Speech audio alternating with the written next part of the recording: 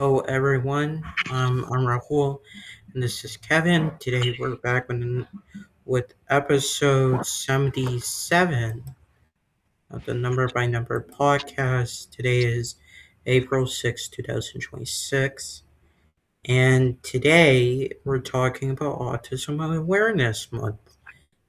Yay! And for those who don't know, April is Autism Awareness Month. And what day is Autism Awareness Day, Kevin? What's the main day? April 2nd, April every year. 2nd. Yep. Okay, so it's important to note that, like, before we get started, that autism is mainly a neurological disorder, right? It And, is. yep, and you shouldn't make fun of someone who has autism. And there is a range of autism. It's considered the autism spectrum because it's autism spectrum disorder, I think, where you have it varies from the high end to the low end. So yeah. So let's start with this. Let's start with the basic question. What is autism? Hmm. When I think of the word autism, it's a really broad word because everyone experiences autism in various ways. But I also think the word autism is like a unique self of how you present yourself, how you act, and many people would say autism, they describe autism as in more of a negative, describing in a negative way of describing people's ability, which is really a sad thing. And there are folks who have been diagnosed with autism who are being made fun of just because they're having a hard time expressing their wants and needs and expressing how they're feeling. And it's autism can be like physical, like meaning people cannot like walk or they have an inability to like do anything with their body.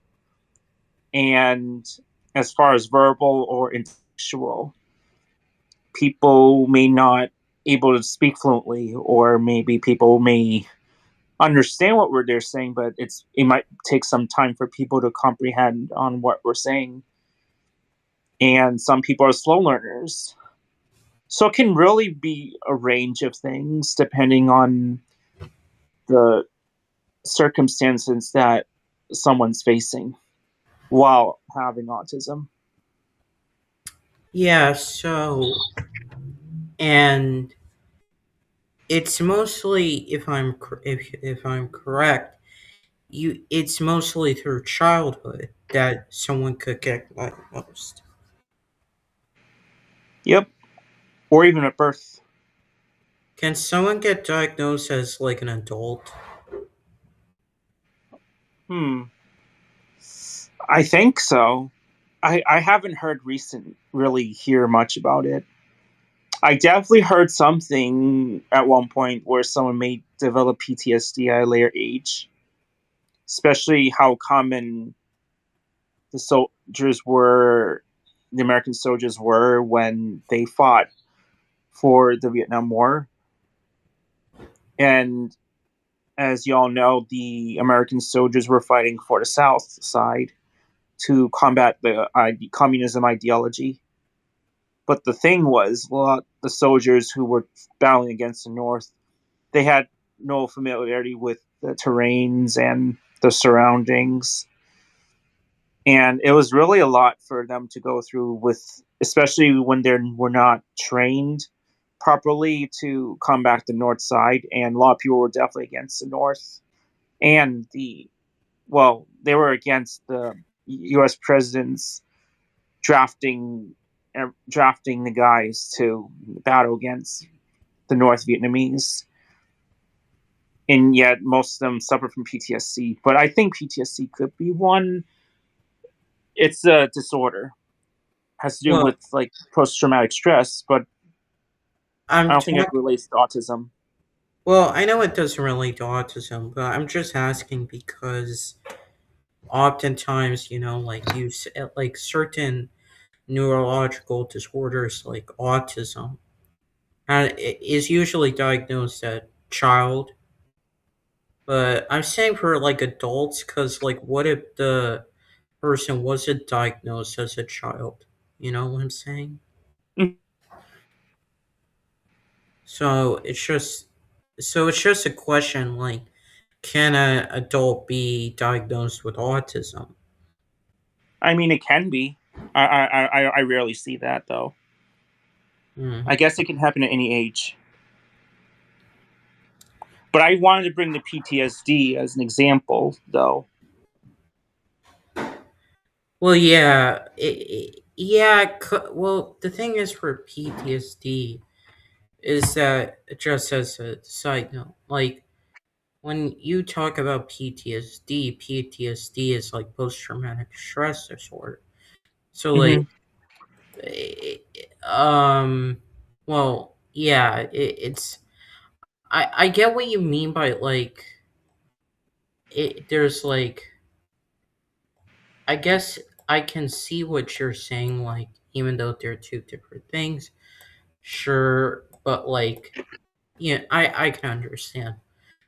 And also, like, autism is like has a range of disorders. Yes. Oh, yeah. There are many factors that can be associated with autism. Like I said, autism can be a range of things. It's a really broad term. It depends on what the person is going through. Hmm. So like, oh, there's a wide range. Oh, Um. yeah. So, well, the one I'm looking at, it's called a. It's there's a like a Eller diagram that certain diagnoses can be linked with, I think, autism. So I do know ADD, ADHD is one. Yep. Learning Seizures? disability, How about seizures? seizures. Oh, there's this thing called cerebral palsy. I can't pronounce the name. Cerebral palsy. Yes, yes. You'll see a lot of the kids or anybody in a wheelchair, Hmm. and it's hard for them to stand up. I've been watching videos of this. A sad video of this boy who is struggling to stand up, and every time when he's in this therapy, where they try to encourage him to stand up, like he tries to stand up, but he suffers from pains. It took him some time for him to like get used to the pain, I guess, for him to feel comfortable standing up. People don't know. So I've heard of that before. I don't know any other seizures. I know, I guess, people, when I say physical disabilities, not just people in wheelchairs, but sometimes they have the ability, they're having trouble communicating with their hands or something, or doing a task with their hands. Hmm. It's like a physical thing. Um, I know there is tantrums,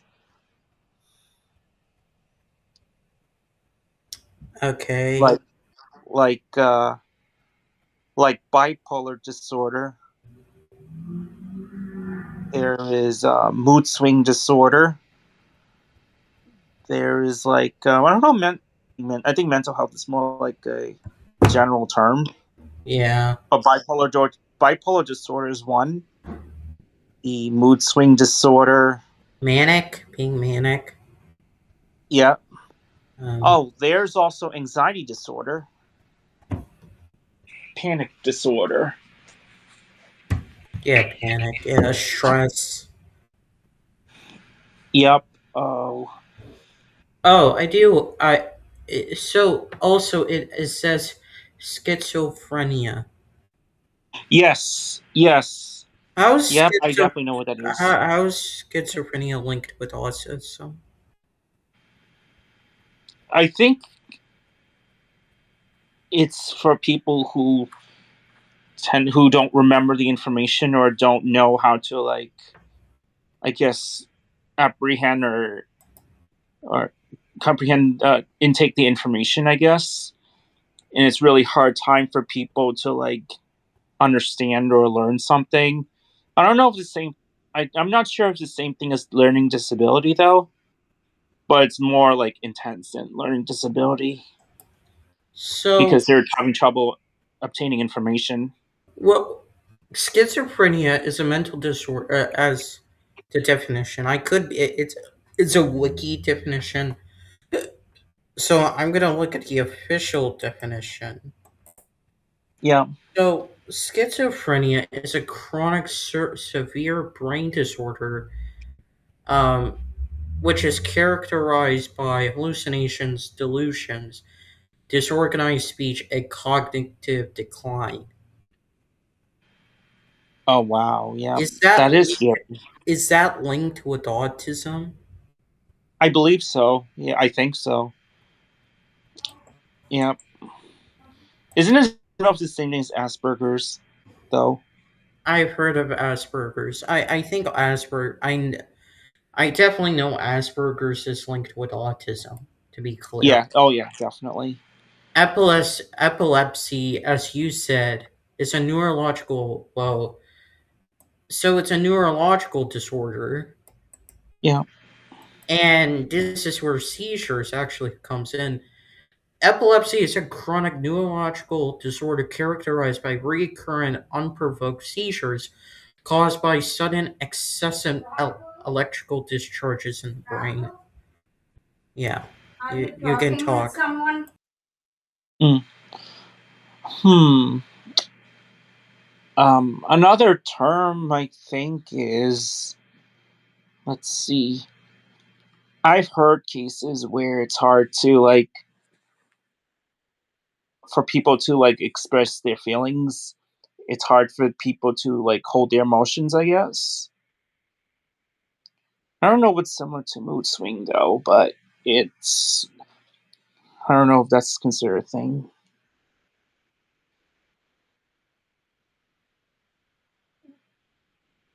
Emotion. Yeah, so I mean, then well, I'm going off of like what I know because like autism, I understand as you said, wide range of disorders. So there's also dystonia. Uh, I don't know if you know that one. No. So dystonia, I don't know the exact. So it says it's a neurological movement disorder characterized by involuntarily, often painful muscle spasms, contractions, or twisting caused by faulty brain signals. Oh wow. I don't know how that can be. Yeah, that sounds really scary, like, with what you were saying. I just never heard of that term before. And it's interesting how it's linked with autism. There's also motor disorders. Motor disorder. I think it's if you're having trouble, like, I guess, using the five senses to, like, smell, taste, feel, hear, or see the objects, I guess. I don't know if that's a thing. Or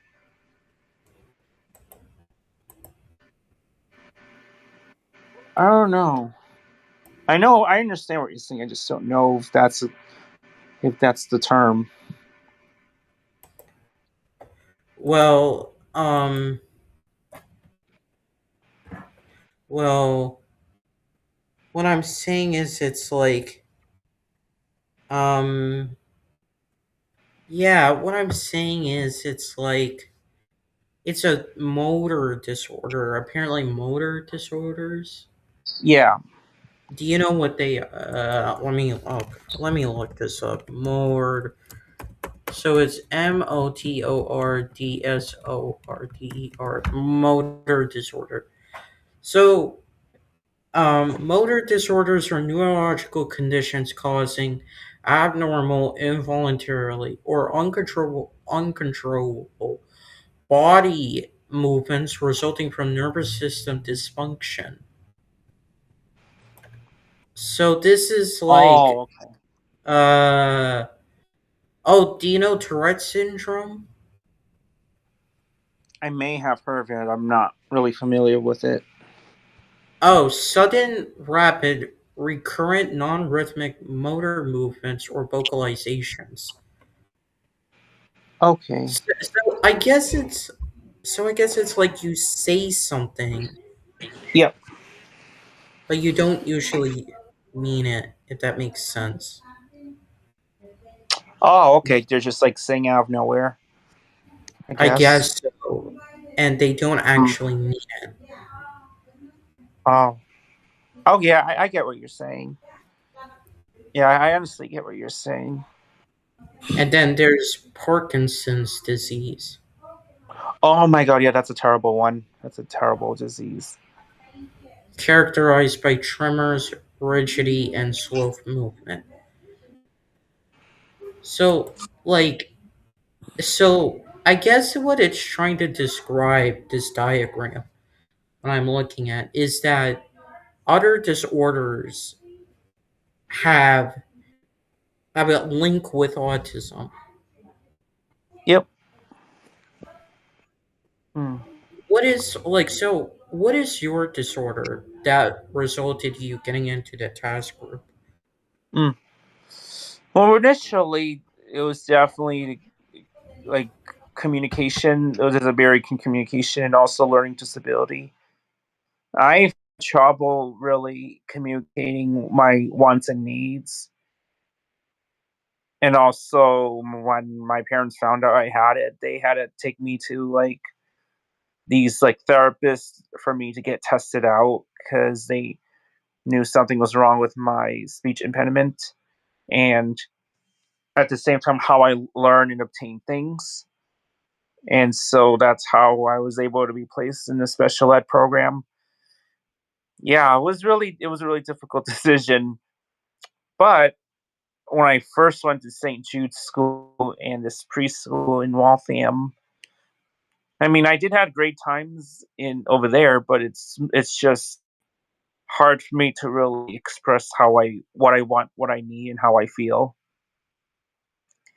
And I guess my parents must have been shocked to find out how I wasn't able to speak properly. Even though there was one time where my dad's aunt came from New York to visit me, to visit us, and my parents had asked her to watch me while they're at work.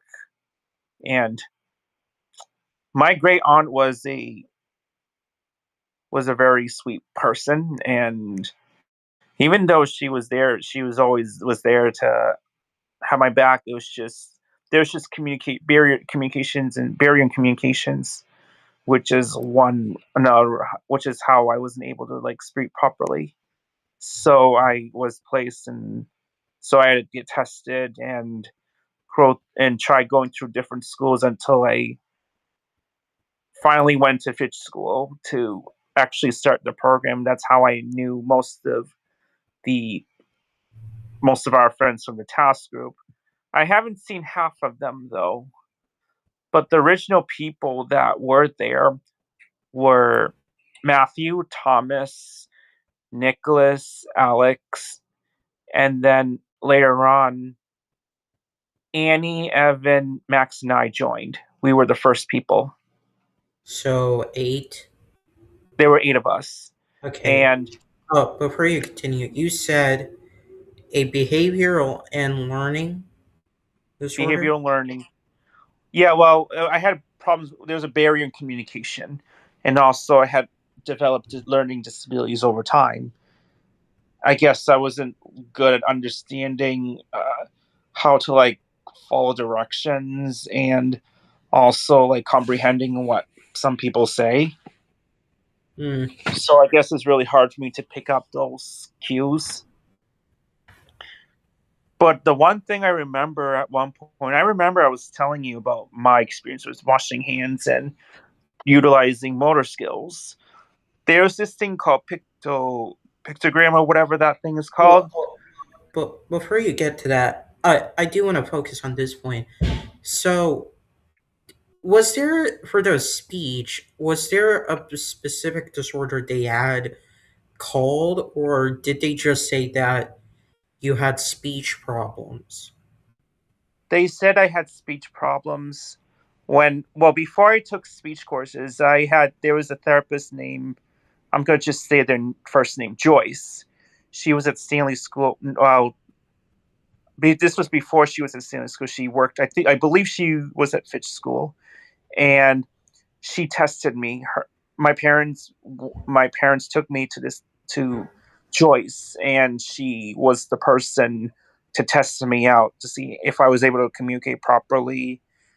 So, and then at one point, I'm guessing she recommended my parents that I should be part of the special ed program, and they had to fill out the paperwork in order for me to be enrolled. And I think in order for me to be qualified, I had to meet I think 5 elements where I am qualified to utilize special education, and the communication was definitely one.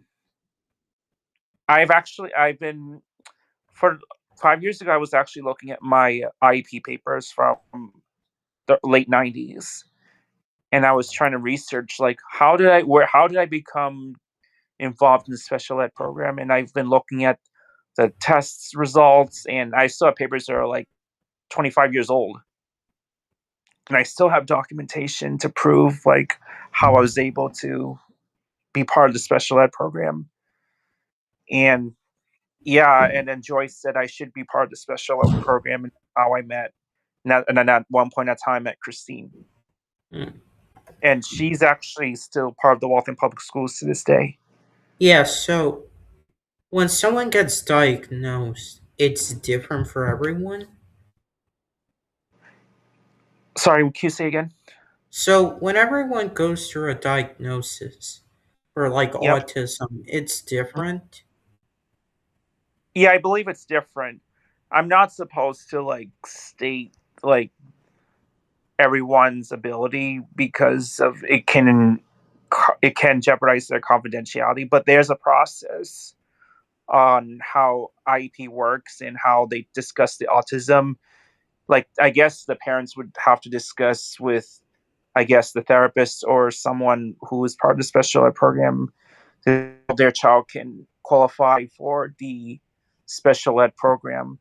Maybe actually, I don't know. Maybe at some point I should look up on a computer. But there's a process where I guess they'll fill out the paperwork. They'll describe like how what my symptoms are, and I'm guessing would have to submit the papers to someone maybe for the special ed program. And I bet it must take them some time to like really go through what my testing was like, and then eventually I was admitted to like being part of the special ed, which is how I ended up in Fitch School.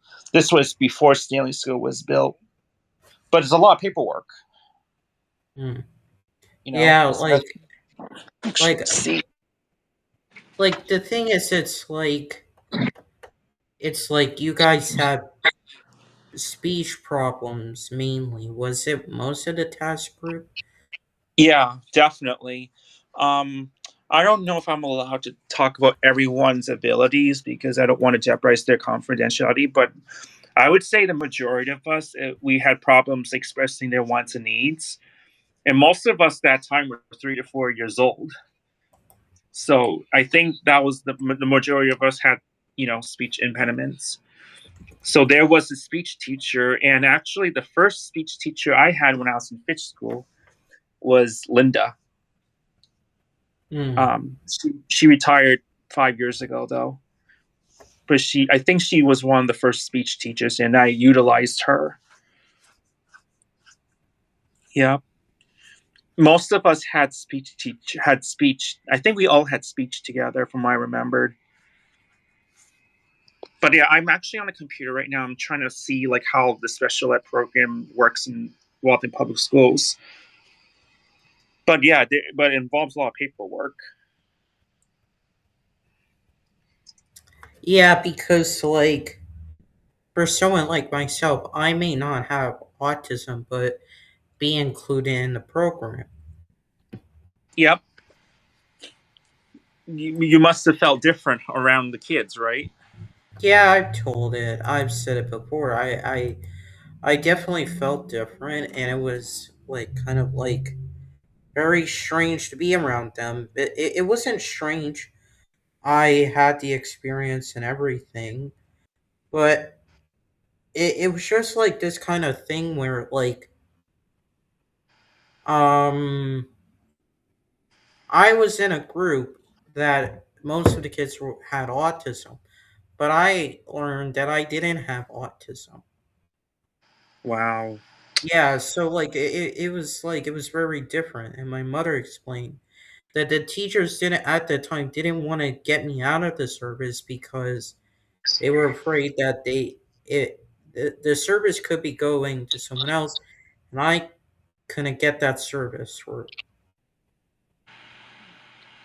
Wow. I'm trying to find like an article on how to enroll in special education, if you don't mind. That's why I'm on a computer. hmm Because I want the audience to understand like the process of how people can enroll in the special ed program. I just can't find that specific link on how to like get there. Let me see. Paperwork or something? I don't know if paperwork's the right term.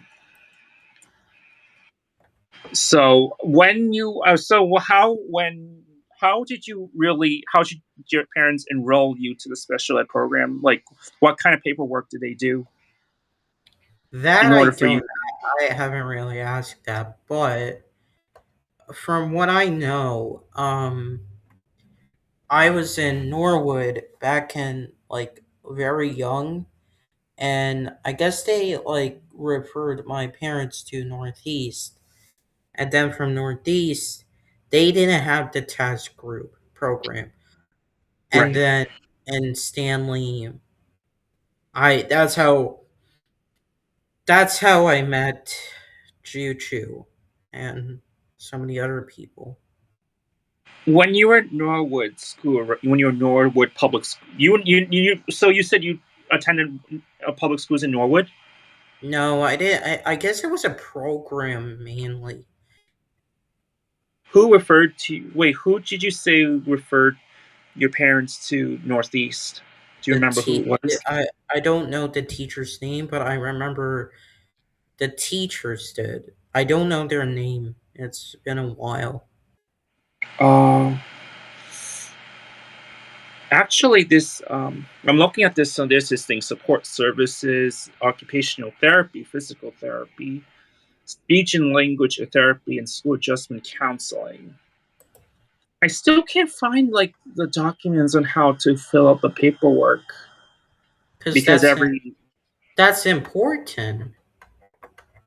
because if I talk about the procedures, I'm pretty sure it's going to be I want to understand how it works.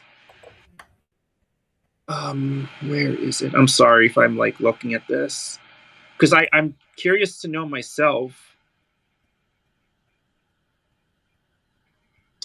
I don't know if you want to check it out yourself because I can't find like a good one. Oh, IEP. here's an IEP.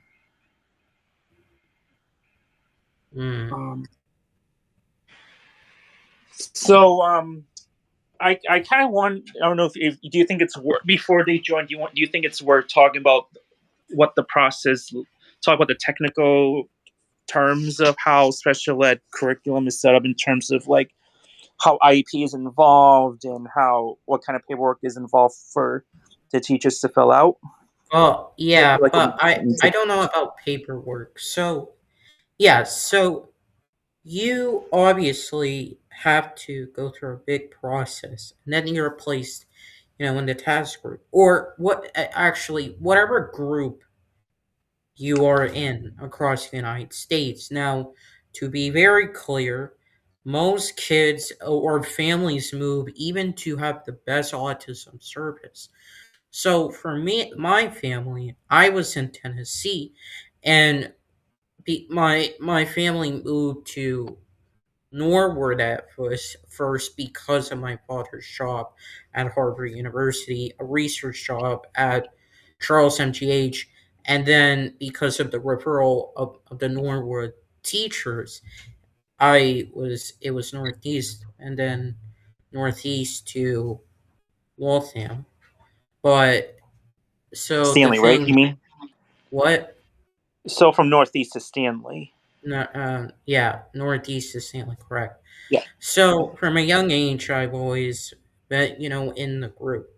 I've known about it, but how IEP I think works, it's like your IEP is very different to somebody else's IEP. Yep. So, from my understanding, from what I know, there will always be a teacher in the classroom, and this is for high. Oh yeah, okay. This is for the high end um uh, uh, uh, uh, spe- um spectrum to high end aut sorry, high end Autism. autism kids. Yes, Kevin. It's really different because everyone is different. So Yes. there would be a teacher there to monitor us in case we needed help. Yes, I That's remember what, that. yeah. Alex, hello. Welcome to the podcast. Do you remember a teacher being in your classroom whenever you were learning? Um, yeah, absolutely. And did you like that teacher being there or did you not like it? Sometimes I didn't mind, and other times I didn't really like it very much. Could you give a time where you did not like it? I would say during sixth grade, there was this one teacher um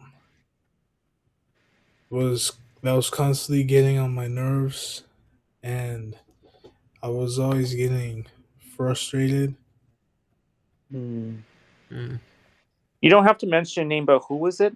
You can just mention it first name or last name. Uh, Honestly, I don't want to mention it on here. Okay, no worries. You can mention privately, if that's fine. Yeah, so most of the task group like knows each other for a long time. So like for you, Alex, I've known you since how long have I known you since like we were really young?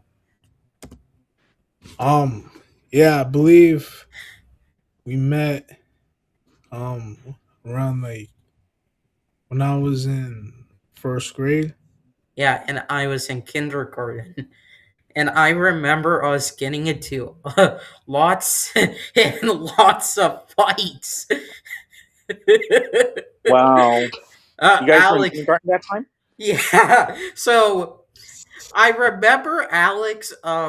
Please, I hope you don't take offense to this, but I remember Alex in social group always being mischievous.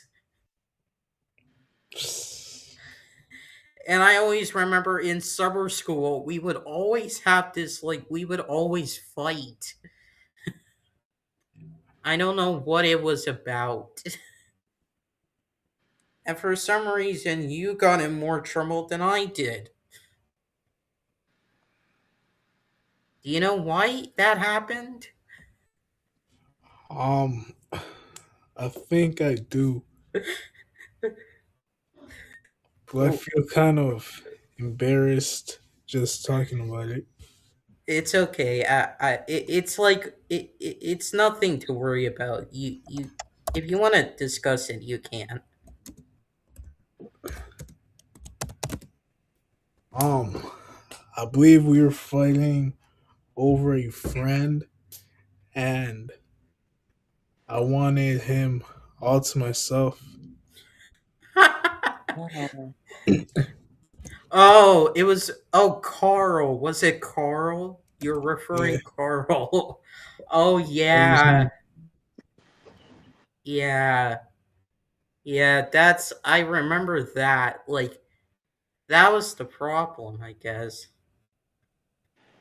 Um. So I mean, we made up after we reconnected. We didn't we? And like during the time of school.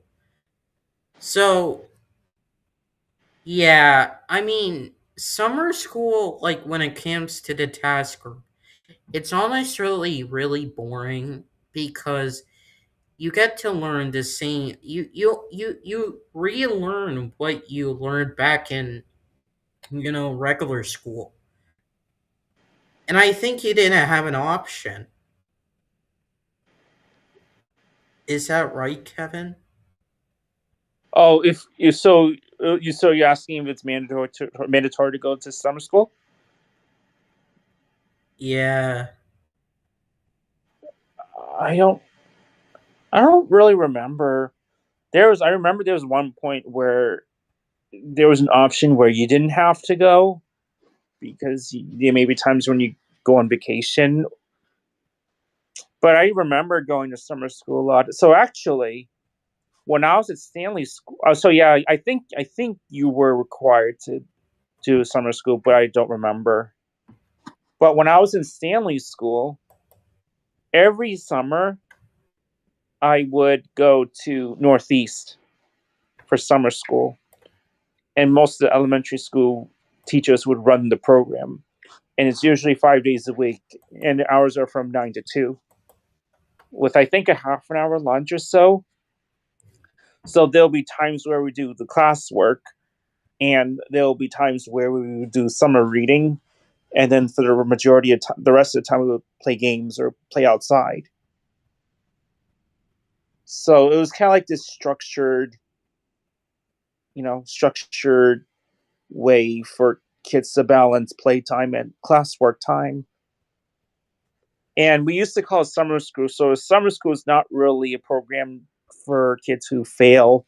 It's just a program for kids to relearn, as you said, Rahul, relearn the materials and to also utilize the time for summer, get the summer reading done. Yeah. Alex, And yeah, what did you think of summer school?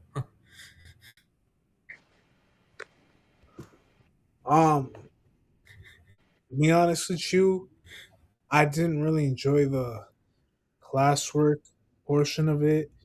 Yeah. Preferred like playing games and playing outside. Yeah, I did enjoy that. Um, I remember having to actually. Oh yeah, we have another person joining. oh, who is it? It's an Evan. Hey, Evan.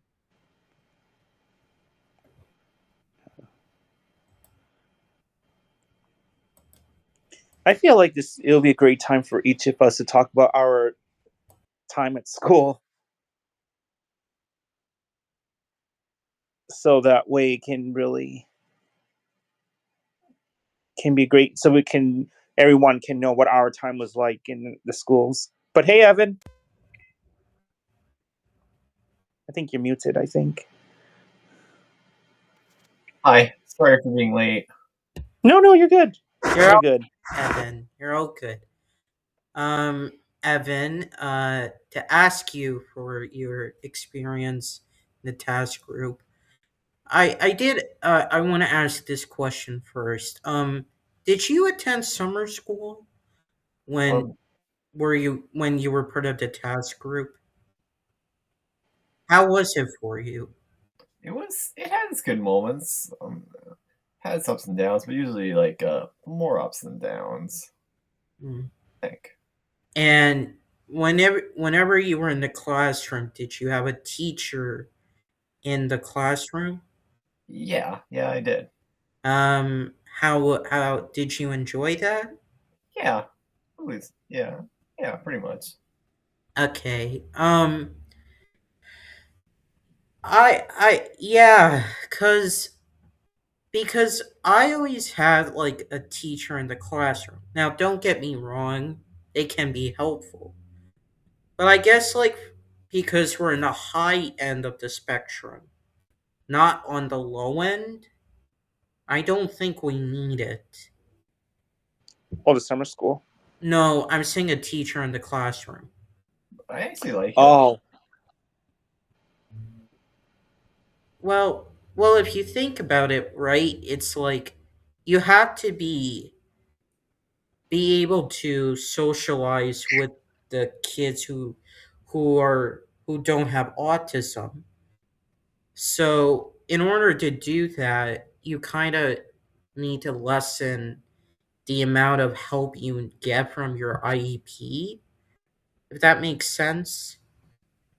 So, if like for example, you have a teacher in the classroom, maybe you don't need it anymore.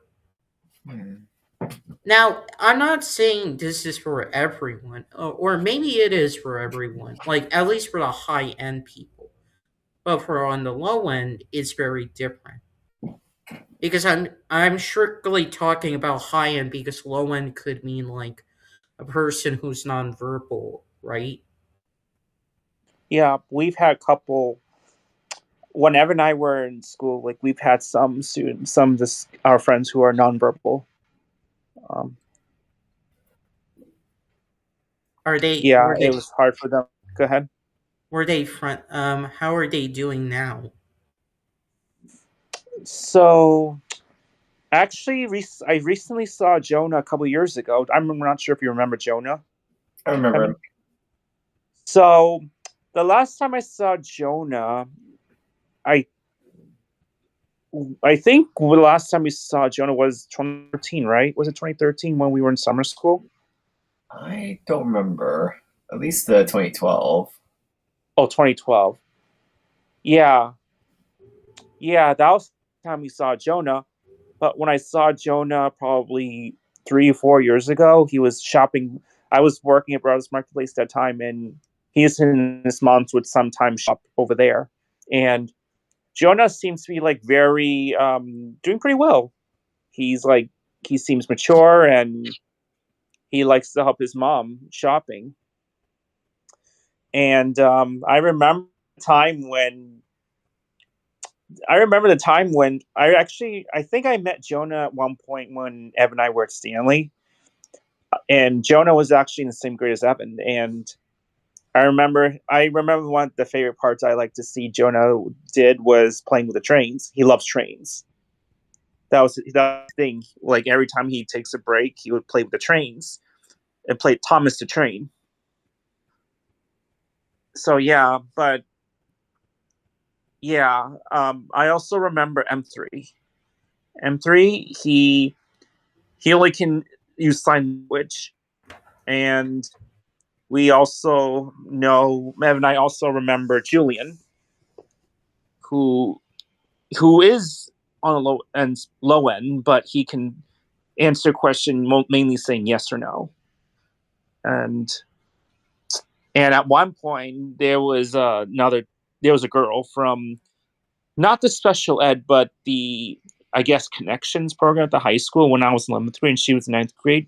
Her name is Angiselle, and she only can speak in Spanish. And there'll be a teacher named Mr. Harrington who will interpret the language in English because he knows Spanish. And then whenever the main teacher in art would try to ask her a question, it was hard for the teacher to understand what Angiselle was saying in Spanish. So be present there so he can express on Angiselle's behalf on what she wants and what she needs. So, Alex, did we have any nonverbal people in our task group? Um, I believe we did. Yeah. Do you remember their names?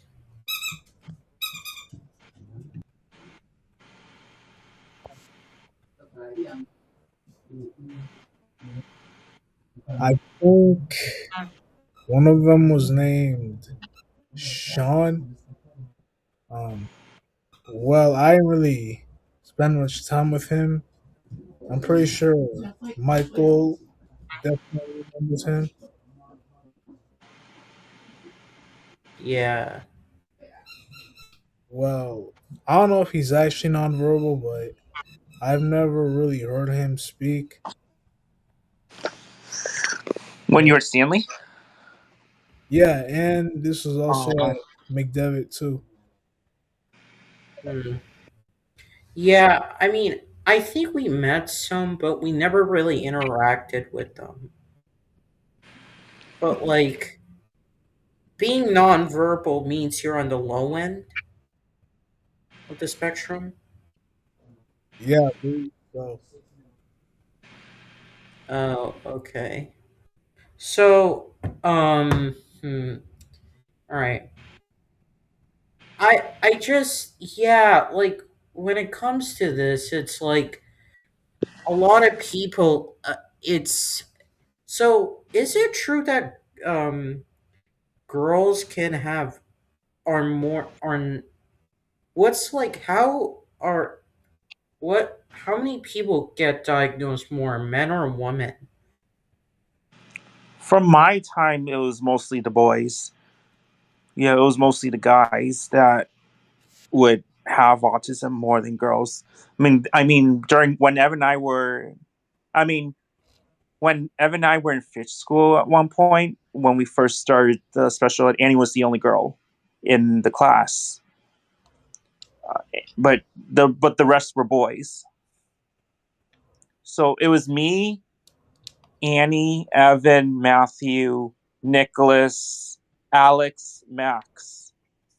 We were the first ones to be part of the special ed program called PDD. But at that time, Annie was the only girl. But I think a couple years later, there were a couple more girls. Katrina was one of them. She came later when Evan and I had Robin. And at one point, I think Tina was the next, as well as Rena. And that's all I remember from the girls. Yeah, Alex and I had when we were in the task group, Juliana was there and Anna was there.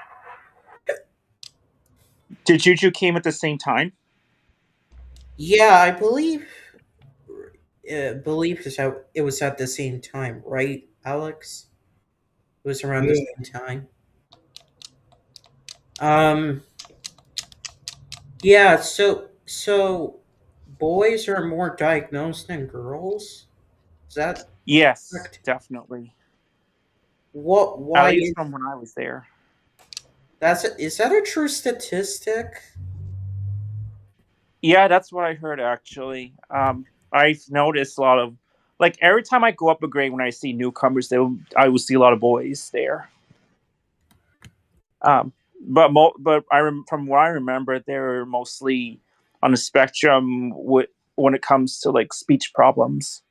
There were a couple students who were nonverbal speaking or low functioning, but the rest of us were able to speak. But I guess most of us had speech took speech courses, and like I mentioned before, I had Linda as a speech teacher when I was in Fitch School and Bank School, and at one point in Stanley. So according to like a Orlando Health, I found just immediately. It was published in 2025, but um, so one study published in 2015 said that the true male to female ratio is closer to 3 to 1 than 4 to 1 from a study published in 2017. Wow. So you are correct that more boys are diagnosed than girls. Um, just to ask this question, I'll start with you, Evan. Um, do you think there could be a cure to autism? I don't know, but I don't think it's really needed. Mm, mm. All right. Kevin? Well, I don't know if there's a cure, because I think the only way you can to like be yourself is, I guess, embrace with it. Like, no matter how much you try to cure it, what if it makes your ability worse? So, like I said in the beginning, autism, many people perceive autism, like maybe people describe the word autism in negative ways, but everyone has different abilities when it comes to interacting. I don't necessarily think there's a cure way to like get rid of autism. I think it's more of like taking the time to like improve on what you're doing. So even though you may not be able to like get rid of autism, I think it's more like, how can you like improve? How can you get better at what you're doing, and how can you master something? And especially with the speech courses, it's like it took a lot to practice on how to get better at speaking, learning how social skills are used properly, and understanding grammar, I guess, in order for people to like speak properly, express what they need, what and how they feel. Okay. But I remember at one point when I think it was at Banks or Stanley, when Evan and I think we either took PT or OT, and we had a teacher named Janice, and we would like do like things that relate to motor skills. I forgot exactly what motor skills were involved, but at the end of the session, Janice would sing like, "Good job, everyone! Good job, everyone! Good job, everyone! We'll see you all next time." Like, she would sing that song as a way to like encourage positivity. Yeah, but we had Janice at one point when we had Robin as a teacher. Mm. Yeah, Alex, do you want to answer the question? Do you think there can be a cure?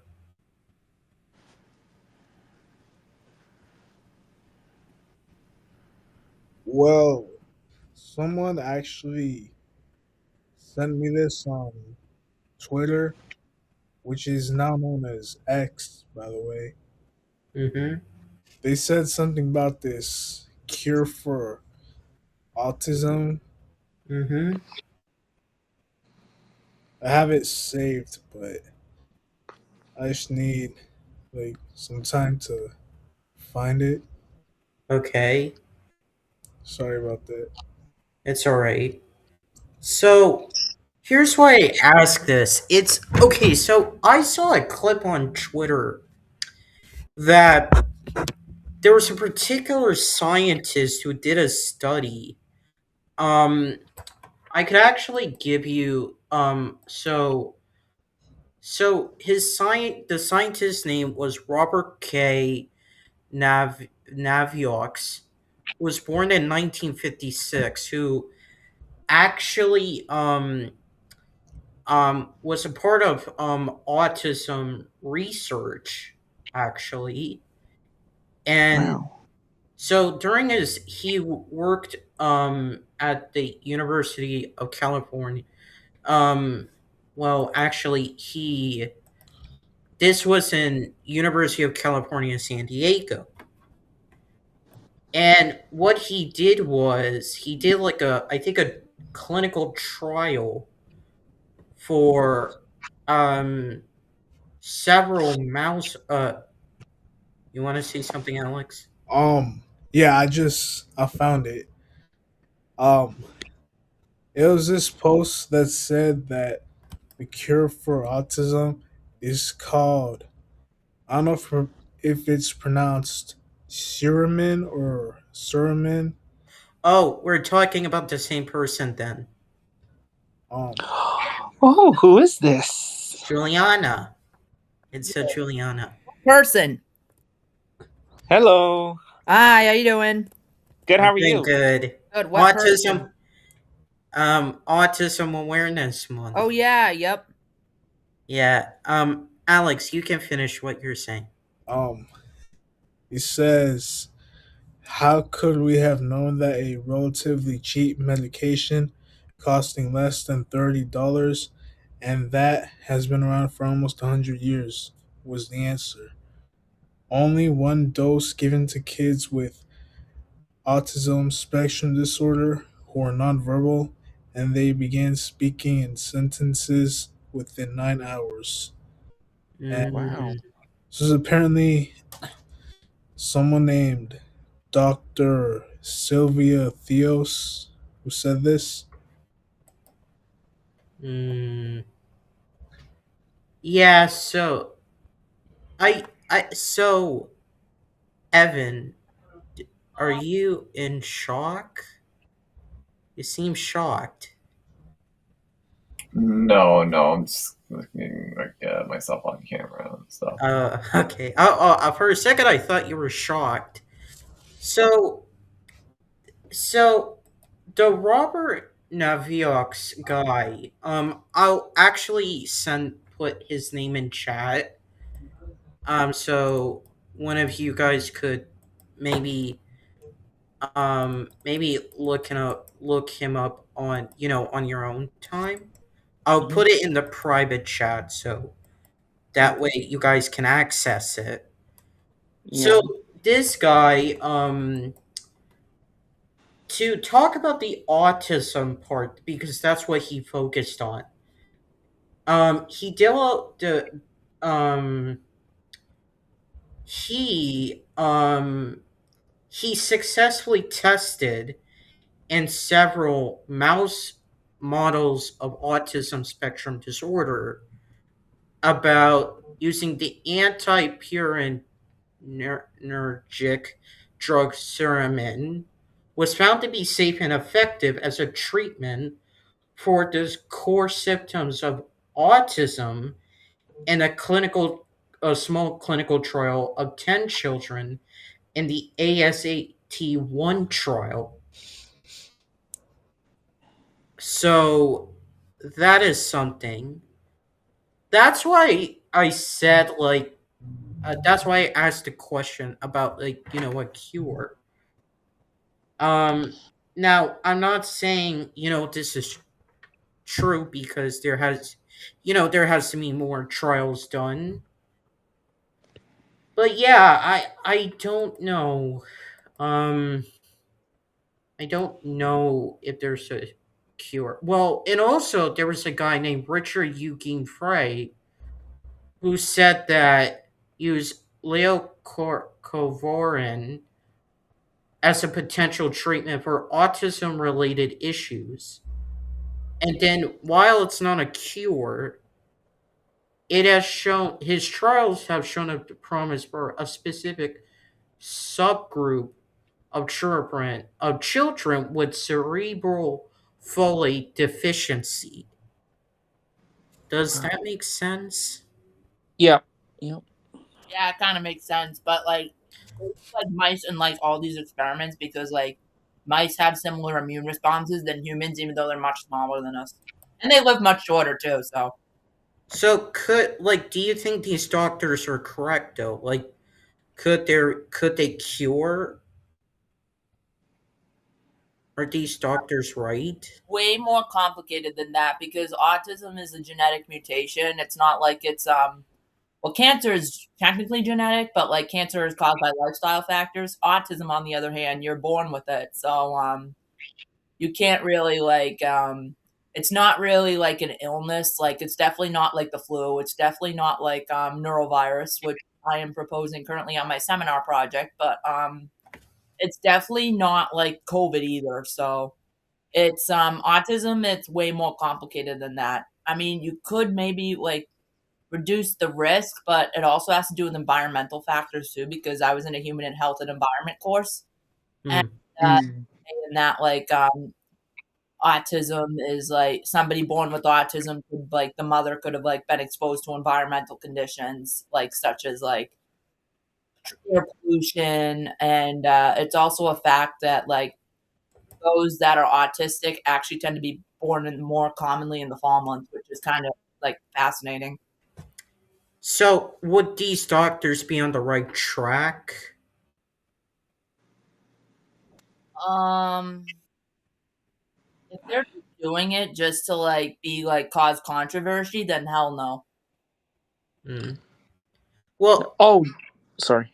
I ask because like you always want to have a cure for something, right?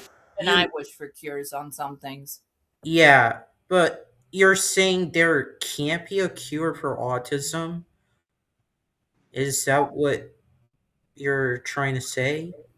Unfortunately, you can't really like it's genetic. Like if you're born with it, you can't really do anything about it. But like you could, however, like get treatments for symptoms of autism. Like you could get treatments for attention span as well as stimulate like sensitivity. You could get medical treatment for that. I'm currently on medications. Like I'm taking um Adderall, which like I know that's TMI by the way, but like it's supposed to like reduce like it's supposed to increase your awareness, like make you pay attention more. Mm. Oh, Rahul. Before we continue, maybe at some point should we each talk about like if we're all comfortable, like tell a story about how we were able to like succeed in special ed, if we have Yeah. time. Because I Yes. feel like it will be really powerful for the audience to understand our time, in the special ed programs throughout the Waltham Public Schools. Yeah, and another thing, after this podcast is over, I would like all of us to have a group photo. What do you guys Okay, think? sure. I'm in. Yeah, You could okay. let Josh know too. Yeah, so I'll start with you, Evan, a question. If there is one thing you would want to improve about the special education, what would it be and why? I'm not sure. Um, maybe for there to be more more like a variation of stuff to do, maybe. Like activities, games? Yeah, activities, games for just no so you and so like people with autism who one thing but doesn't particularly like another thing could find something that they like and have a good time with it. And to clarify, this is anybody on the autism spectrum, right? Absolutely. Okay. Juju, what would you improve? Name one. If you can name multiple things, but what is the one thing?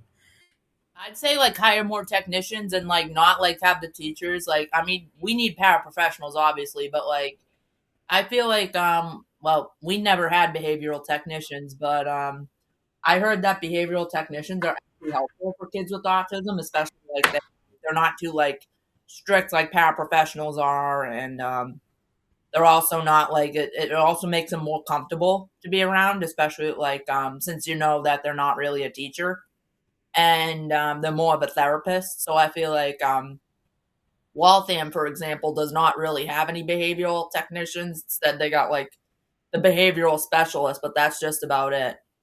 And that's probably why Waltham has been going down the shitter. And like these kids are really like acting up because of like the way the parents have been like doing like because of like the millennial parents. I feel like we need more behavioral technicians because the millennial parents are not doing their thing. So no offense, I'm sure there are good ones, but that's usually the case. And the way we were brought up is that our Gen X parents made sure we got the support services we needed, and also the like staff we needed as well. So it's like the millennials are not really doing their role.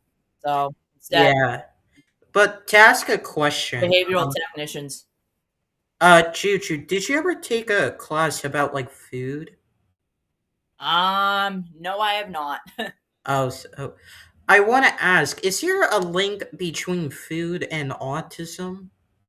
For me, I mean, I don't think. I mean, they have been adding chemicals to our food, which is why more people are getting cancer, especially in our age group. But I think it like I don't really think that, but it could be a factor in why some kids may out of the blue have autism, especially like all the additives that they're adding in our food. But Mm, I mostly just think it's just a genetic mutation. okay. Alex, name one thing that special ed could improve on. I would say that um basically the same thing that Juju said. I feel like a lot of paraprofessionals, they're too strict, and I've experienced it firsthand, and I feel like we could use a huge improvement on that. Mm, okay. Kevin, you can answer. Yeah. Mm. If I could name one thing, I think teachers should be able to like not invalidate our feelings because at the end of the day we're all gonna have feelings. So I've been in an instance where or may have witnessed someone who may feel a certain way, but yet some teachers may not like in quotes care of how the kids are feeling. It's maybe they're pressured to really follow the curriculum as so I'm assuming they don't want to get in trouble with not following the curriculum correctly. But it's more like you got to be patient with the kids. The kids are taking the time to like explore and to really grow their minds to like do well in school. But if they're restricting students from having the ability to express how they're feeling, how would the teachers know? Another thing is too is maybe not overuse their power power of authority too much. I mean, here's the thing. I mean, you still need to make sure that the students are following the rules, making sure they're following rules, but asserting too much pressure or authority on students it can be really pressuring for the students and causing the students to be feel anxious when they're surrounded. I mean, I've had a couple friends in my class who where they maybe witnessed with a teacher telling them what to do that may seem out of the blue, and yet they had to follow the rules for the sake of the teacher. Yeah. I've witnessed that before. It was like it doesn't make sense to me. We also, yeah, it's like kind of messed up. So to answer the question, like maybe something like I guess like being letting us assimilate or socialize with the kids in the classroom. So that way we don't have to be in the classroom, in our homeroom, if you remember. Because it for the audience, people with autism have their own classroom, and they have to go to a normal ed classroom just to socialize and to do their work. I don't Mm. particularly like that because it's like, what are you doing? You're not letting them socialize. You're not letting them properly develop because here's the thing. I've said it before, I'll say it again. I had that, you know? I had that. And the people in my class did not. Like, because I don't know why it just happened to be that way. But I don't know why as much as I like our teachers, I don't know why they didn't let like most of you to like socialize in the classroom and just let you be there instead of telling them, "Hey, you have to come to our homeroom." And Mm. it doesn't make sense.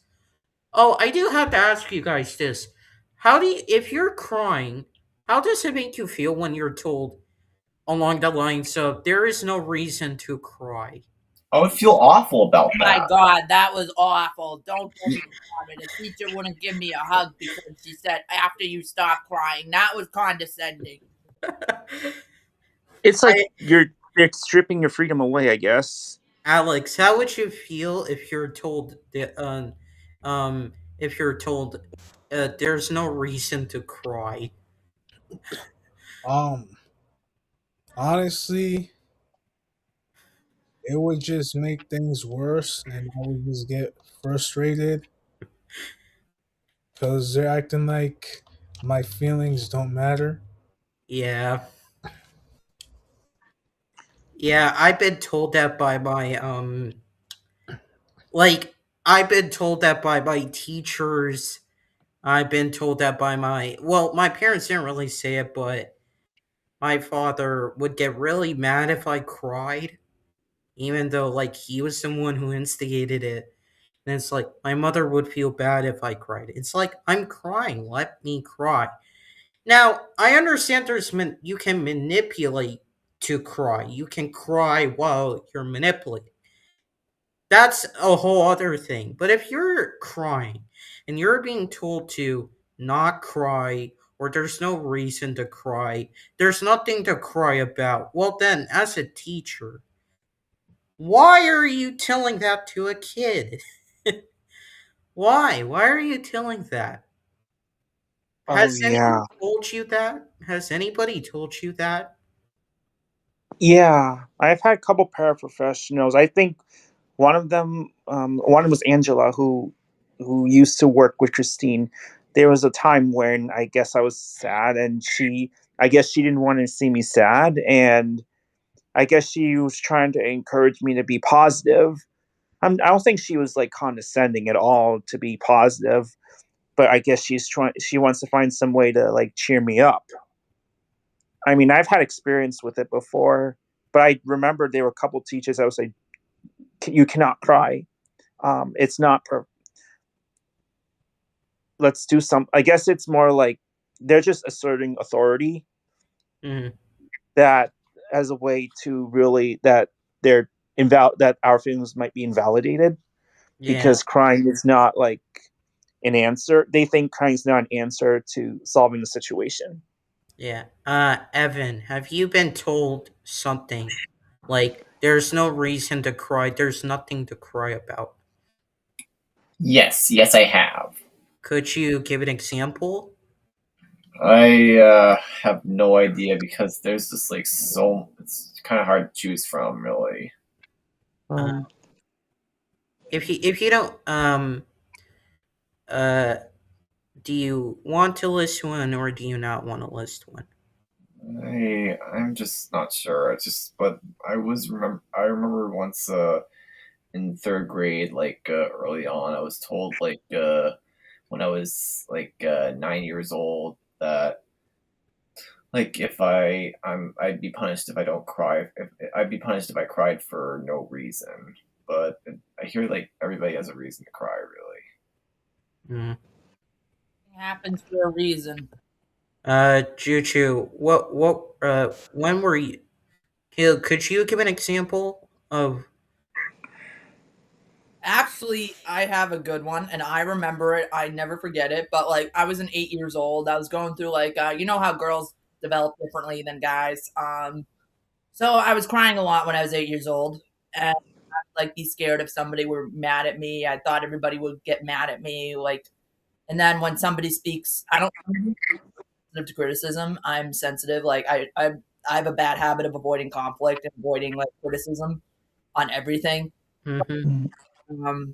When I was 8 years old, I would cry during class, and then because I'd be afraid that when a teacher spoke to me or a power spoke to me, like if I hear, I'd start getting into tears, and then I'd like would cry. I would say after I say like all those insults, and then I was playing with the Legos,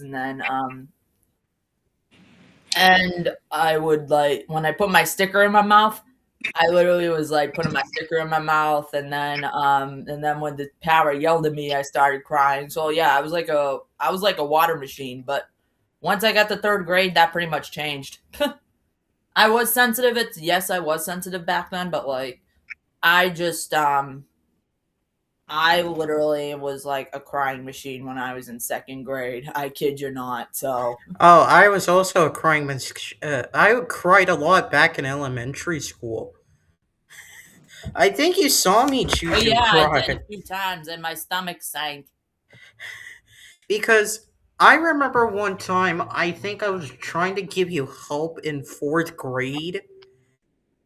This is true. I tried to give you help in fourth grade.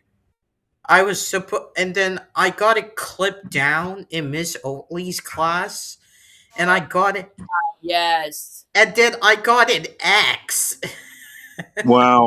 Wow, just to get nah, that's just wrong. I mean, that's not cheating. That is not cheating. Now in today's world, that you could get you've seen worse in today's world. It was just for a simple assignment. You've seen in today's world, especially with AI. I mean, yeah. Well, and this is the thing. The issue is, it's just in special ed. It's like there's one rule for the normal ed, but there's different rules for special ed. It's just like also in special ed, you guys have buses. I know this because I rode on these buses. It's like Me too. It's like, why can't we go on a normal bus? That makes no I've sense. ridden on it, and it's overwhelming. Yeah, they set up more rules too, from what I remember. And then I think I was assigned to sit in a particular seat, from what I remembered.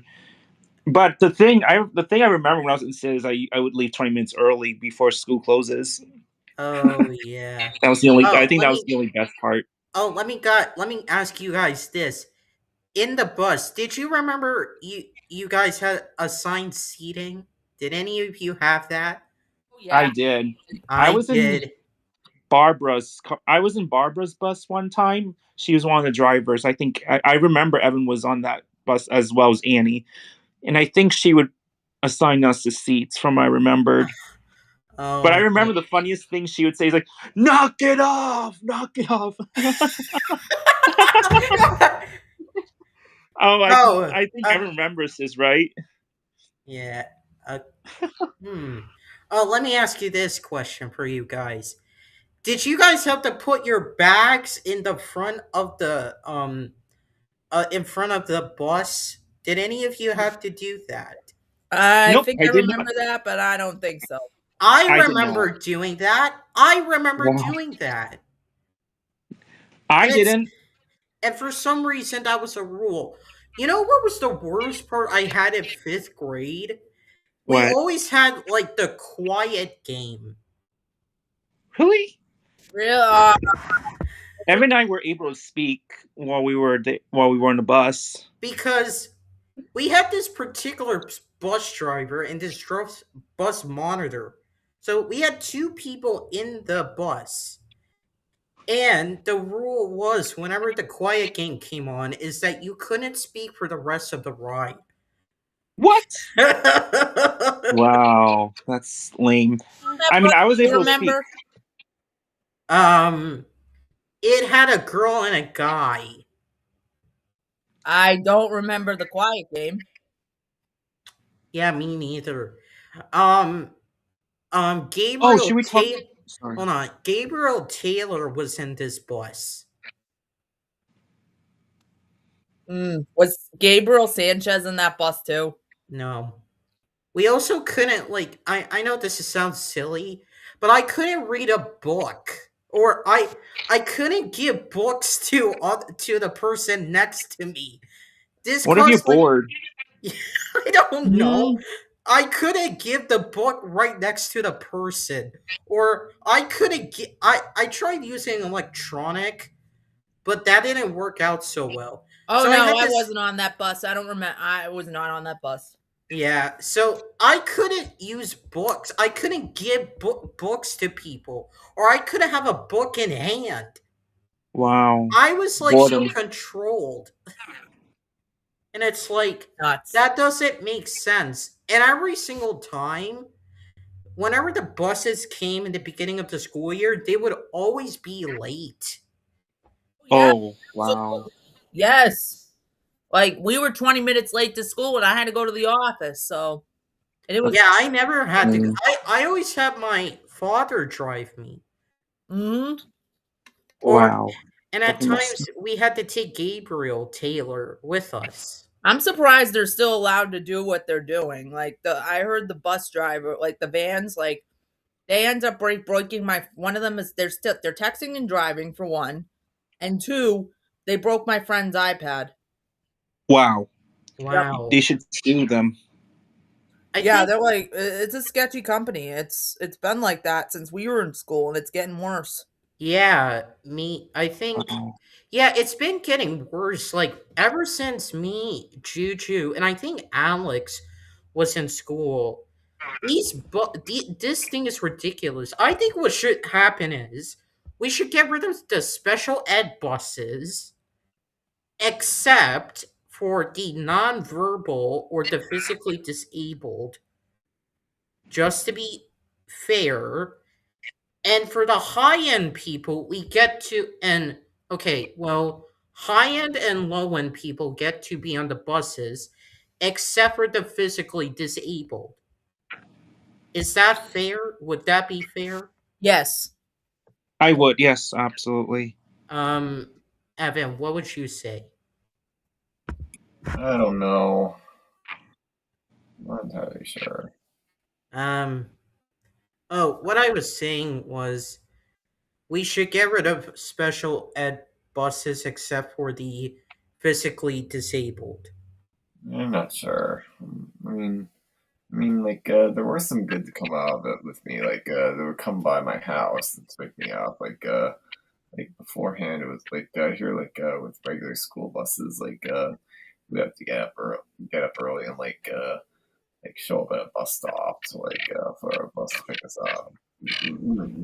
Some people they would have to go to a bus stop for a bus to pick them up, and sometimes it was sometimes they come at unexpected times, when when the special ed buses come to the houses, is a lot more easier and more time to prepare.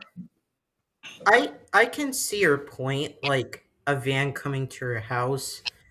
I guess just it was your time, Evan. And Kevin, same for you.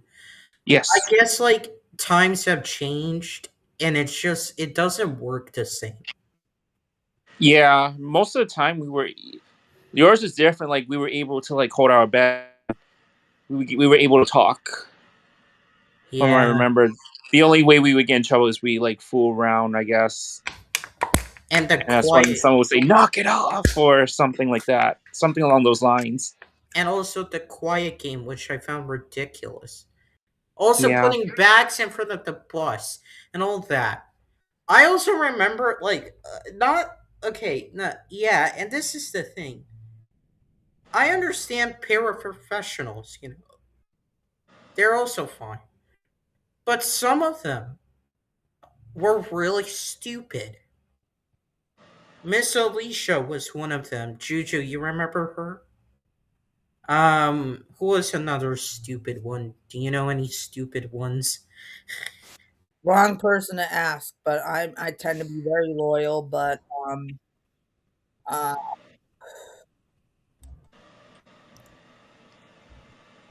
I'm memory fried. Oh, I remember Miss Knox. Oh yeah, Oh yeah, I mean, I'm not saying Miss Knox was stupid, but yeah, I definitely do remember her. So she was I just don't want to call them stupid. um I remember Miss Knox. And for those who don't know, Miss Knox was a paraprofessional who helped Michael Bonna. Now, I don't doubt she was a good paraprofessional, but she was not a good teacher. Let me just be clear. My experience with her, and Juju, I think you can say this for yourself. That entire third grade was a mess. And Sinking. that was not just because of Miss Knox, but that was also because of Mariana. Yeah, I remember my stomach kept sinking every time she threw a tantrum, and I had like butterflies in it. It was kind of Oh my freaky. god. Yeah. um Oh, should we talk about our time with special education? yeah, At hold one on. Yeah. I do want to do that. Alex, you want to say something? yeah. To add on to what you said, um, another paraprofessional that I didn't like at all was um, her name was Kelly. You remember her? Mm, I remember her. Yeah, I remember Kelly. Yep. I don't remember. Blonde one, yep. She was annoying. Have you guys had Blair? Blair and I don't think so. No. Nancy? Oh yeah, I remember Nancy. Nancy. Nancy? Yes. I also, yeah, I like Nancy. I also remember Nancy. Rhonda. I also remember. I don't think you guys know her, but we had a teacher named Miss Michelle. I don't think you guys. I don't know. No, she was. I had a speech therapist named Michelle, but we didn't have a teacher named Michelle. Did I have Michelle as a therapist, speech therapist? Juju. No, Michelle was an at-home one. That was. Oh. Okay, never mind. Yeah, I remember Rhonda. um, there was a story about her that do you guys want me to share? Sure. Okay, so do you guys remember one time she was a teacher? Right? Rhonda or Robin? Rhonda. Rhonda. Okay. Okay. Did any of you have Rhonda? I did. Yeah. When Kristen Hansen was the main teacher when I was in 4th grade. Wait. Rhonda or Robin? I don't remember which one. Did she have like school teacher? She was did she have like a deep voice? No, she was a paraprofessional and then went to being a teacher. Okay, that was Rhonda. Robin was the kindergarten and preschool teacher. Well, actually, I don't. Then I'm confusing myself. Sorry. Kevin, could you send a picture of Rhonda and Robin to me? Okay. Yeah. Okay. Yep. So, just for refreshing my memory, so I'll tell one about the science teacher, Miss Sinar. So Miss Sinar was actually a paraprofessional teacher.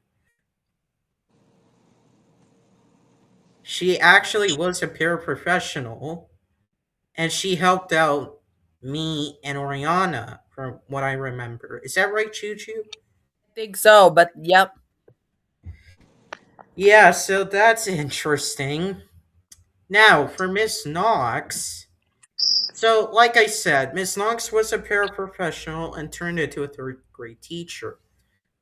So the problem was is that she taught she I think she was a bad teacher, but also it was because of Oriana, which caused a little bit of problem.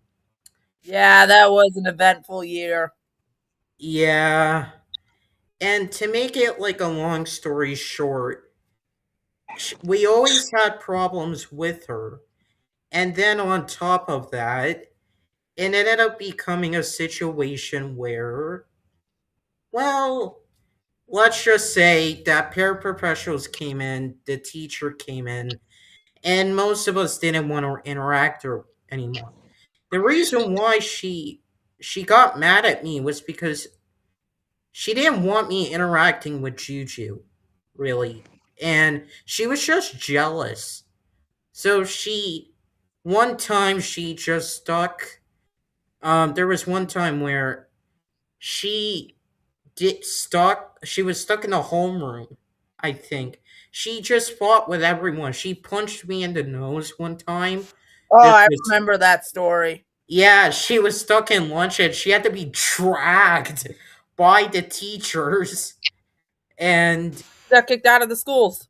yeah, and there was another time where during the lunch that I sat next to you during lunch, and she was like out of orchestra class practice, and she refused to leave, and she had to sit on some kind of moving object to even go back to her homeroom, and I literally had to avoid her, basically. Yeah, It was yeah. not fun, and she was expelled out of the district, and this is where Spectrum Buddies comes in. So I don't know. Oriana told a very different reason to you both. Told for the task group why she didn't want me on, but like I was never told a reason until you, Juju, told me, right? I think I told you. Yeah. So the reason, just to say, the reason why she got expelled was because essentially me. And essentially she got jealous of me and Juju getting along, and that is why third grade was such a mess. Along with Miss Ooh, Knox. and Leos are scary. What? Leo, they're selfish. They're narcissists. Yeah. And Wait, who else was in your classroom when you guys were together? Brandon was. We don't Brandon. Brandon. I think no, Lucas wasn't in it, was he? No. Tommy wasn't. Who else? I was supposed to be in Miss Grady's class. Yeah, Tommy was Miss Grady. I was supposed to be in Miss Grady's class, but they did a mix up. Yep. That's why I ended up with Juju, Oriana, and Brandon. Yeah, but it was I ended up in Mix Knox's class in the first place. Really? Were you Mhm. supposed to be in her class? Yeah, I always was. Yeah, so Wait, how did you guys know Margaret? Summer school. I Summer knew school, Margaret from Northeast. summer school. Yeah. Does she remember me from summer school? It was a long time ago. I think she was in the other class. So Yeah. yeah, So she was in the other class, not in our class. So I probably don't remember. It's been a while. She went to Northeast. Oh yeah, that's why. Yep. So yeah, so just for the image you saw, okay, I was sent. Rhonda is on the left, correct? Yes. Oh, that's Rhonda. Okay. Yeah. So here's the story. She was my You don't know Robin, right? No, I don't know Robin. How long did Gotcha. Robin teach? So when Evan and I were in kindergarten, or I think we were in kindergarten, she came to fish school in 2001. So she was new to school, but I think she left maybe, I don't know, 2008. And then she was working at a different school at that time when she started a family. But she became a teacher in 2001 when Evan and I were there. But Okay. before that, we had Christine first. And and then after that, the next year, we had Jen Bryson. And then that's when Robin came.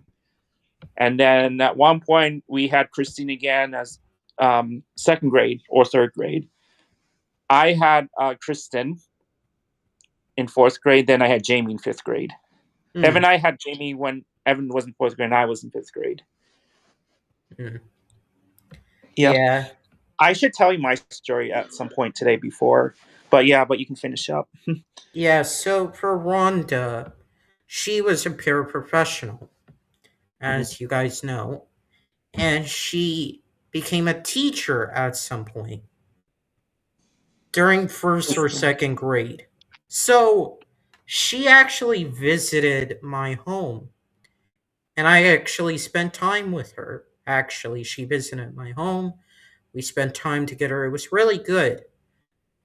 At some point, it started to turn a little bit because of her behavior towards me and like my parents. Then there came an incident where I'm not gonna really, I don't know how much I can say, but the police were called. The police were called because of an incident that was happening at my house. Okay? Mhm. Now, when my mother reported it, she didn't want Rhonda fired.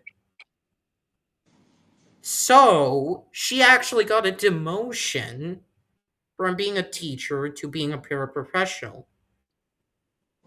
Wow. I think that's how it happened. He went to your house. She was like a person who would visit and check in, like that kind of teacher. So that was from Rhonda. I don't really she don't get me wrong, she was a good professional. I don't doubt that. And I don't doubt that for you, Evan and Kevin, she helped you out. I don't She doubt did, that. actually. Yeah, I She don't did. doubt that. Yeah, she did. Yeah, she did help out. But that one incident, did I tell about that before? Well, I think you told me personally. You told me Yeah. personally Ew. about what happened. So Kevin, I told you. Juju, did I ever tell you?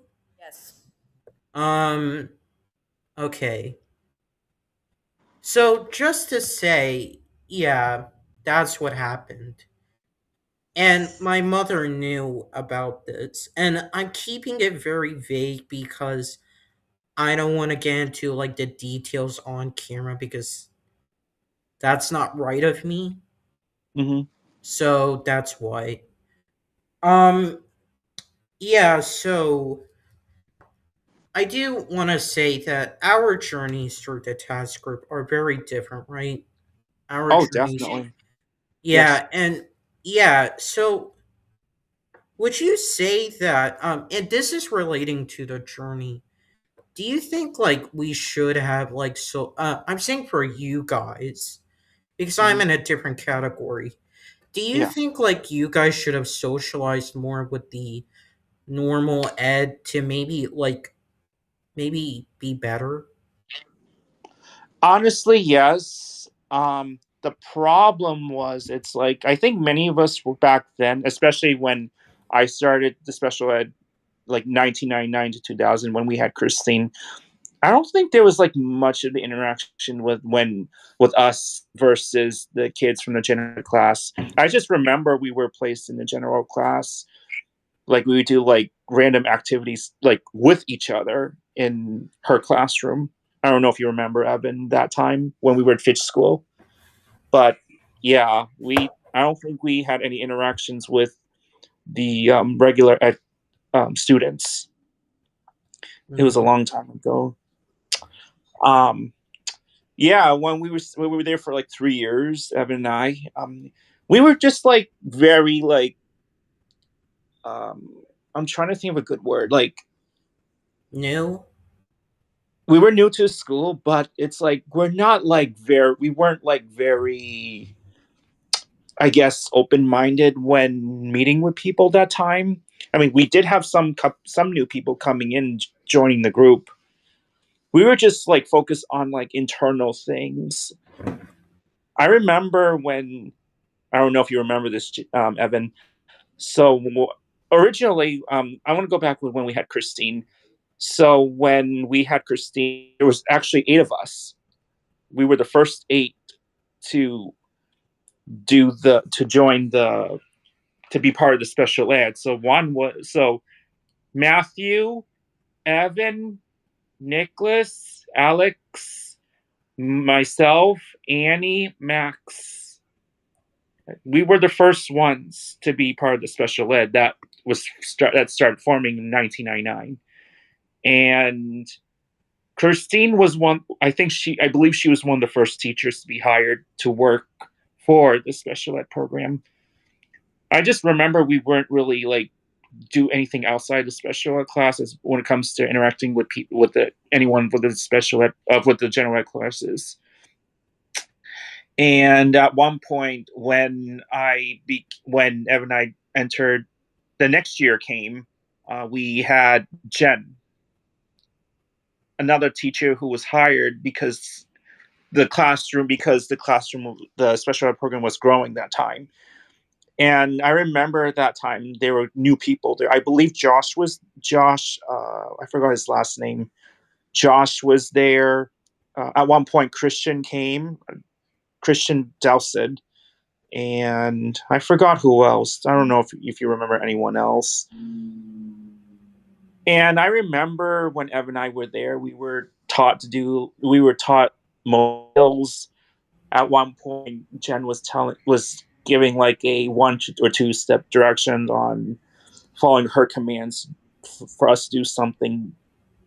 She'll tell us to like, there'll come a time where she will like take us to like walk around to the hallway. And there was one time I remember we would go to the bathroom and we would each take turns washing our hands. I don't know if you remember that time, Evan. No, but we would like, I remember she would tell us to like turn the faucet on, wet our hands, get the soap, and scrub our hands, rinse the hands, get the paper towel, turn off the faucet, and exit the bathroom. Oh, that's weird. And once a while, I remember we did like a music therapy, and the instructor's name was Allison.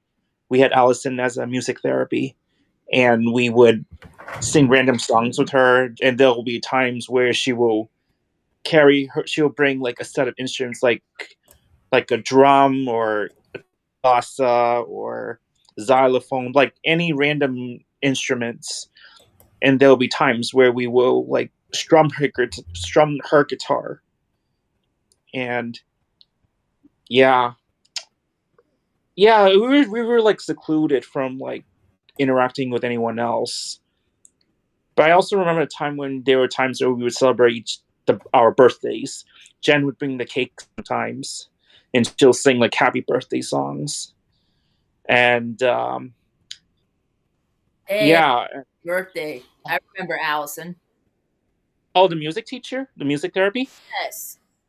Oh, but wait, I don't know. I don't know. I wonder what she's up to. I haven't heard from her in a while. I remember her. Oh yeah, and then at one point, when we were in Fish School, our speech teacher was Linda. Oh, She was the speech teacher. Uriarty. I You don't did know? professional named Linda, but not Linda Uriarty. Yeah, yeah. So we had her as a speech teacher, and then during our time with Jen, there were, I think, 2 or 3 paraprofessionals. One of them was Arlene, and the other one was Debbie. Oh, Debbie. Yes. Debbie. Wait, what's her last name? Pelletier or something? Tierney? Or Delfino? Pelletier. I don't remember. She had blonde hair. Oh, no. You're talking about the wrong Debbie. Okay, yeah. We had Arlene and Debbie. Ah. And then the year after, our 3rd year at Fitch School, we had Robin. I was telling you about Robin, and it was her first year being the teacher. Was this And during 9/11? What's that? Was this during the same year 9/11 happened? Yes. I will tell you about that too. I remember the time when I believe Danny was there. I don't know, remember. I think Danny was with us that time. But during the 9/11 attacks, the school was on. I think we were in school the whole day. I remember the teacher. There were 3 teachers. I think Christine, I would send you guys home. Robin, and Jamie. I think they were in a separate room. There was a divider. That's the classroom in half. Mm-hmm. So I remember the students, us. We were students that we didn't really talk or anything, but I remember hearing the 3 teachers crying at the end when something happened. When somehow the towers fell, I heard them crying. Actually, we actually didn't know what happened because we weren't allowed to watch the TV for some reason. So I had no clue what 9/11 was until someone told me years after. So we did not even know what happened to the Twin Towers.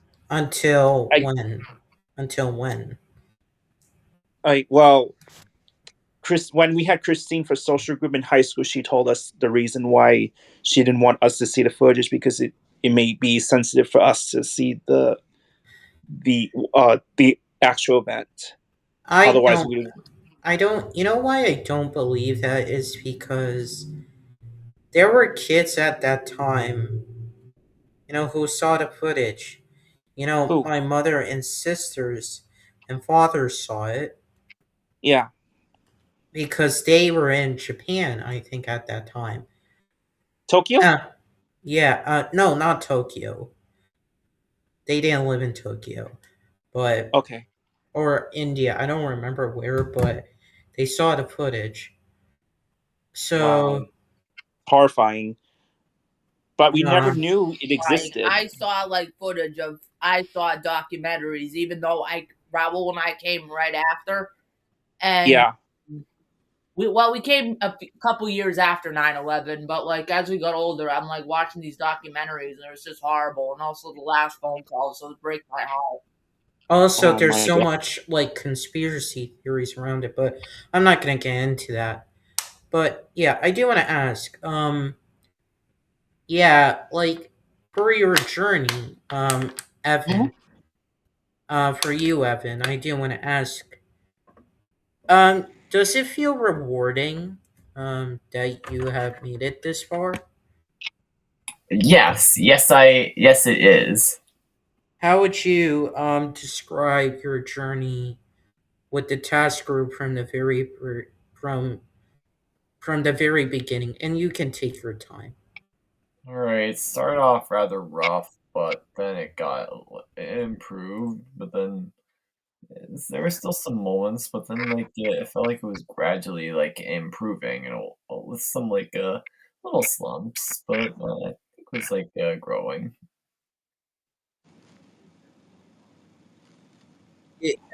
Who do you think for your journey? I think so many great teachers and amazing friends. Any names you want to mention?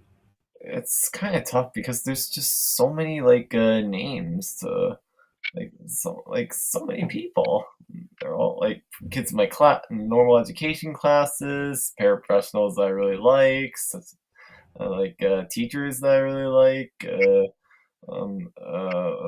normal education teachers, school adjustment counselors, guidance counselors, assistant principals, principals. What else? Maybe some lunch ladies, some like teachers like classmates in the normal education class as well classes as well as classmates in special education classrooms and like it's just like so many of them Yeah. You know who we should all thank? Our family. Absolutely. I actually agree. The parents the family is definitely would keep an eye on you because they want you to succeed more. I know the teachers are just simply doing their jobs, but I feel like I feel like the parents family would have more feelings towards you because you're the most important ones to the family who want you to succeed. Yeah. Oh, never mind. It's okay. Yeah, Evan. So how did you get into the task group? Well, I was when it came to my development, as an infant or toddler, there was notices of slow development for me. So I was suggested my doctors suggested to my parents that I go see that we look into it and that they look into it and then with the help from other doctors and turns out I was showed signs of of autism. Hmm. Yeah. Yeah. Another teacher we should all thank is Miss Christine. Yes, absolutely. Yeah, She was because the first one to be hired, from what she yeah, told us. Mm-hmm. yeah, because she noticed us and she definitely helped all of us regardless. Um, yeah.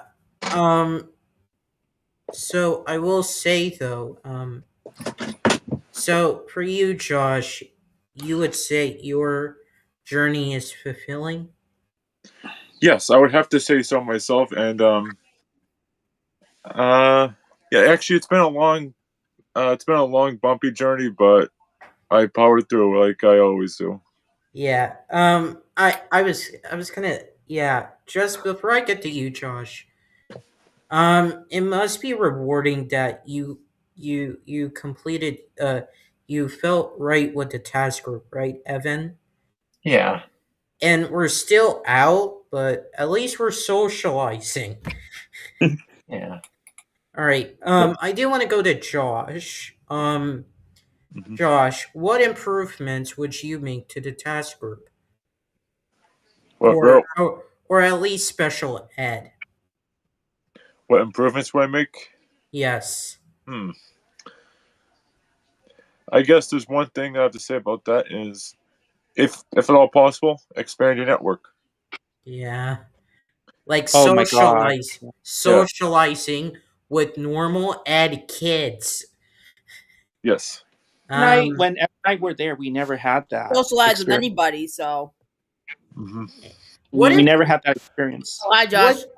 How are you? Good. How are you? Good, thank you. imagine if we could have animal therapy, you know? Animals. Like, you play with dogs and cats. Mm.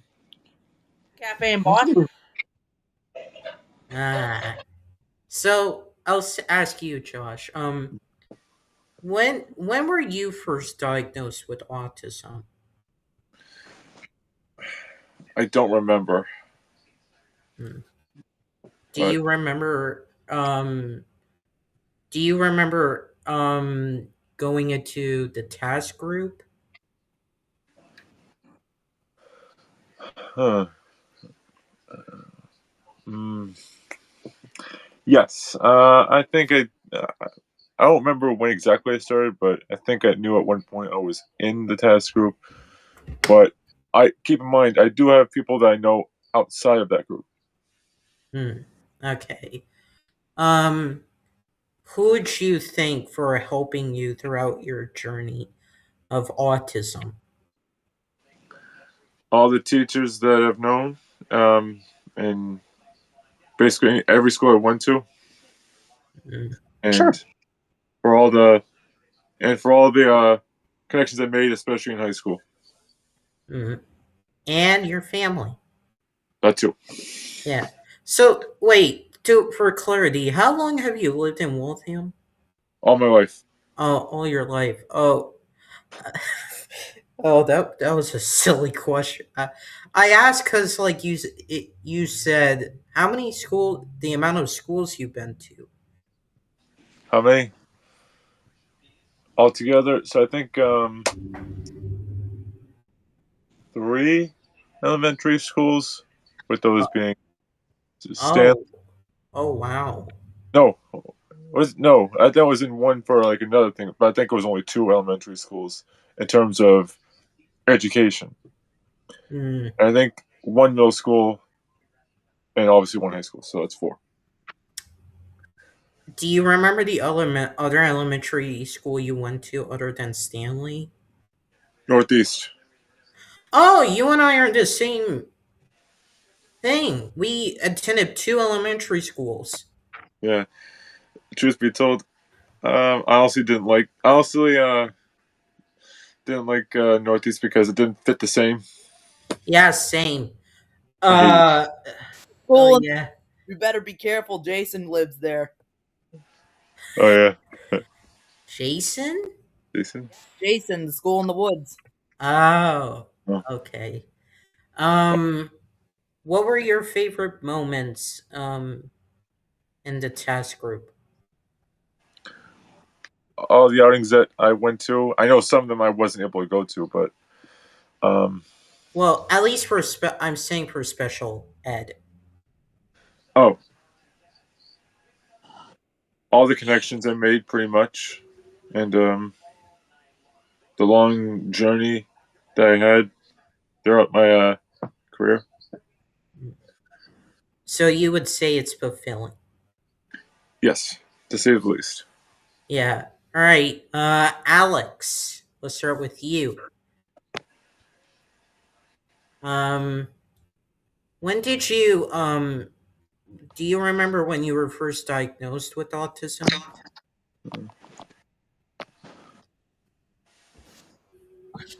Um, I believe when I was around 3 or 4 years old. Okay. Not sure, but that's Mhm. my prediction. Um, what were your favorite moments when you were in special ed? Um, I would say I liked playing on the computer.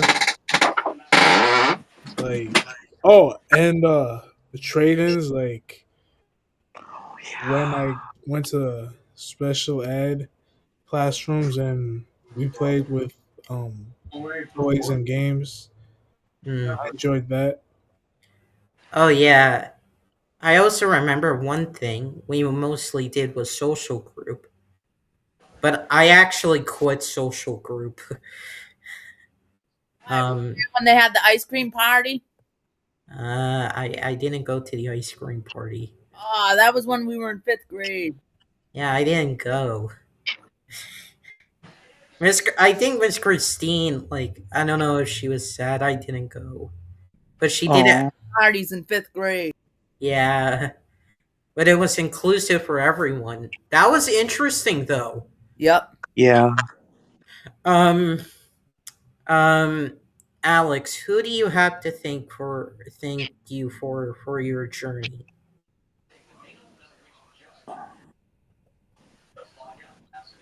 I think you're muted.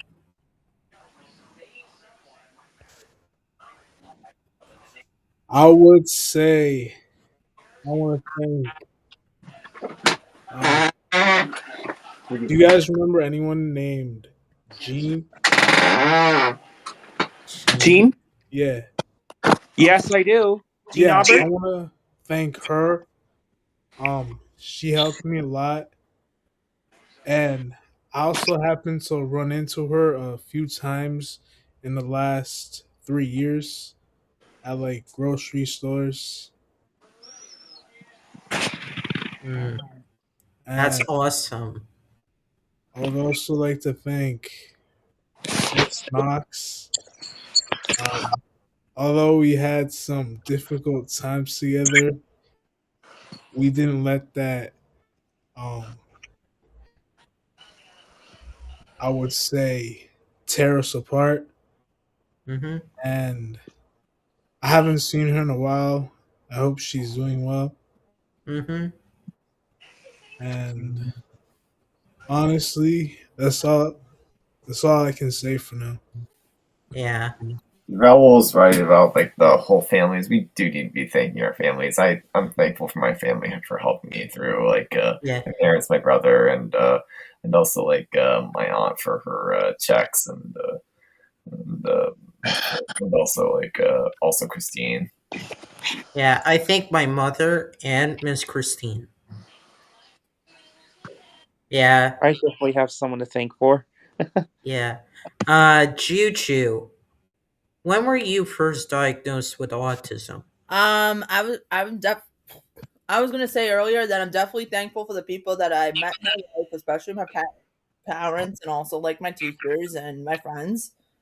And I was diagnosed at the age of 2. So when I was a baby, I was flappy, talkative, but then all of a sudden I stopped talking, and that's when I got the diagnosis. And who recommended you to go, or recommended your parents to go into special ed? It's kind of you kind of have to if you're autistic. Hmm. So you immediately went to Stanley? Yes, because that was the only school that had the special autistic services, and my cousin, she's also on the spectrum. So So just to ask, besides Josh and I, you guys went to one school. I only went to one school. So Juju, you went to one school. Alex, did you go to Stanley for your autism services? Yep, throughout Okay. all of um, pre-K and elementary school. Okay. Um so you, Kevin, and Evan are different, correct? Yes. We went to Fish School because Stanley School wasn't around that time. So 1999, Stanley School did not even exist. So, So well, how go many ahead. schools did you go to before Stanley? Evan and I went to 2 elementary schools. Fish School was the first one. And Okay. then at one point, we went to Bank School. And then when Stanley School was built, we all finally moved to Stanley School. And that's how you guys were in Stanley School. Actually, Fitch School is going to be demolished. Is actually in the process of being demolished right now. Oh, is it going to be rebuilt into something else? It is. It's going to be a park now. Actually, back in January, I told Annie and Evan about what's going to happen to Fish Schools because we create so many memories there, especially with Fish School being our first school. And we wanted to see it for the last time by staying outside, and we took selfies together because I wanted to cherish the memories by saying goodbye to the Fish School. And another thing that I missed about the Fish School was definitely the interiors. It felt like you're in the 50s, 1950s style with the furniture they have and also the architectural elements that were in there. So, was the fish school abandoned at some point? It was. They closed it down because they had concerned with the asbestos, which is really toxic to the children. And that's another reason why they built Stanley School. They needed also because the population grows every year. And that's another reason why. But the main reason was because of the asbestos. There was just exposed with the crack walls. Actually, Evan, did you know that Miss Velen worked at Fitch School? I saw a post. I don't remember seeing her, but I saw a post and she said she remembered seeing a crack in her classroom, which she knew there was asbestos. But that was the main reason why they had to shut down the school. But at one point, it was used for storage. But the school was built in 1932 and operated till like mid 2000s or something. Yeah, it was a really historic school. Nice. And yeah, go ahead. Sorry. I do want to ask. So, Evan, how many elementary schools did you go to before Stanley? Or was Stanley the only one you went to? Fitch and Banks before Stanley. So, like Kevin, you attended 3, correct? Mm-hmm. Okay. So, that's why. So, yeah, because me and Josh went to 2. Yep. Northeast and Stanley. Yep. Okay. Juju, I do want to ask for your journey. Does it feel rewarding that you went through your journey? I'd say yes, because like it allowed me to like actually like to get the services I needed, but like I also met you guys. Mm-hmm. We're like we have age gaps, but then like since we all like grew up in the same program, it's like we were able to connect. And so yes, I'd say it's rewarding, especially with like how like we all can connect years later versus like a giant like group of class, which the sad truth is that we don't really connect. So we're still able to maintain our smaller group, which is something that not all people do nowadays. It's kind of like a lost thing. Yep. Since COVID. Mm-hmm. Yeah. And also the other part is it's like the other thing. I'm gonna say this for my journey, but Juju, I think the one of the things is that after 3rd grade we kind of became closer, and then during COVID, who was the one who reached out to me?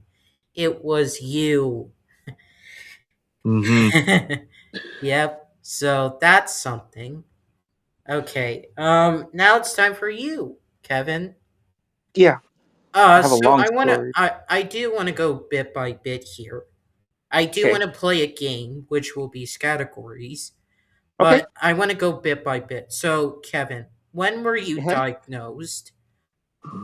Oh, I was diagnosed probably 1998 or 1990. I think it was 1998. That's when my great aunt was visiting from New York because she wanted to like. I think it was her first time meeting me, and she was my dad's aunt, and she wanted to like get to know me. And then there came a time where my parents had asked her to watch me while they're working, and there was just a language barrier between me and my great aunt, even though she was very nice and she's always had my back. She wanted to make sure I enjoyed myself, but there was just a lack of communication between me and her. And that's when that's when my parents found out that I needed to get tested.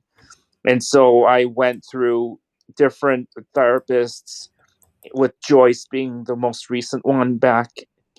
And Joyce was the one who recommended my parents that I should take special ed. But actually, I tried to go St. Jude's School for the first time, and I just went and took a look.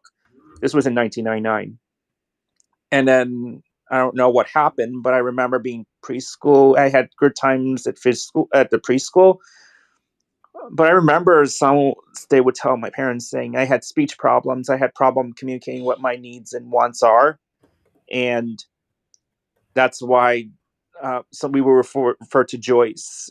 I don't know if you know Joyce, but she told us that I should be enrolled in a special ed program, and I was qualified, and that's how I was able to be in Fitch School and that's how I actually met Evan for the first time. And I've known Evan for Uh, a quarter of a century, well, and I want to go bit by bit. So you were yeah, diagnosed around 3, 4. 3 or 4 years old. I know, so 1998 or 1999, so 2 or 3 years old. 2 or 3 years old. Okay, Yeah, and your great aunt helped you out, who is no longer with you. she's no longer with us. Yeah. But yeah, but she did help me. But even though there was a language barrier, there's a barrier of communication. Okay, and you said the so for clarity, the task group is not called the task group. It was called PED. What was it called? PDD. It P was PDD. PDD, which PDD. which stands for what? Physical development disorder. That's what the class was called actually. And I believe in 2013 that it was renamed to the task group. I forgot what task stands for though, but it was always been PDD. Okay. So as like Evan, you went to Fitch School, then Hmm. you went to Banks, then you went to Stanley. Um, Yeah. to start with the teachers, Hmm. which teachers would you like to thank? Oh my God, there's so many good teachers. I want to list out the teachers from elementaries. I also want to thank some of the special ed teachers from middle and high school too. So starting with the elementary school, I definitely like to thank Christine because she was one of the first teachers to be hired to help out with the PDD program, and she was the original one. And I also like to thank Jen as far as teaching us motor skills and teaching us how to be clean, teaching us how to explore things. I definitely want to thank Robin. She became new in 2001, along with her assistant Jamie. And there was another teacher named Stacy. I forgot her last name. And then in Robin's class, I would like to thank Anne, Stacy, Christine, Jamie, a different Jamie. And then when we had Christine again in second, third grade, I would like to thank Blair, Kelly, Nancy, Linda, Savon. And fourth grade, when I had Kristen, I would like to thank Michelle, Rhonda, Christine. And then fifth grade, when I had Jamie, I would like to thank Rob, Miss Rob, Denise, Orit, and Lauren. So those were all the teachers I had in staying school. Oh, I definitely want to thank one PT teacher, Janice. Mm-hmm. And I like to thank the speech teachers I had, Linda Urardi. I like to thank Jennifer, Maura, and Miss H. And I would definitely, and during my time in middle school, I would like to thank Miss Bonnyman for everything she did, as well as her paraprofessionals. When I was there, I would like to thank Alicia, Mrs. Collins, Miss Flaherty, Miss Emmons, Miss Clark, Mr. Baxter, who else? Miss Ald. I think those were all the teachers from what I remembered at middle school. And when I was in high school, I did not like freshman year that much, with the exception of, but throughout the rest, I like to thank Miss Weinstock. And then actually Miss Crusko came when I became in 11th grade and when Evan became in 10th grade. I would like to thank Miss Crusko for helping us, as well as an assistant teacher, Luca, as well as Mr. Sincata. And I actually in freshman year, I like to thank Miss Hashi, Mr. Foley, and Mr. McCarthy for helping us there. And then at one point, and I also would like to thank Mr. DeRogers for helping out. And then, another thing, I like to thank Mr. Mateo as my former speech teacher at McDavitt. And then when I was in high school for speech, I would like to thank Miss Abramson, Miss Justice, and Miss Lewis. Those are the teachers I would like to thank. Even though I've had some ups and downs, I somehow made it. Yeah, and now for friends. Oh my God.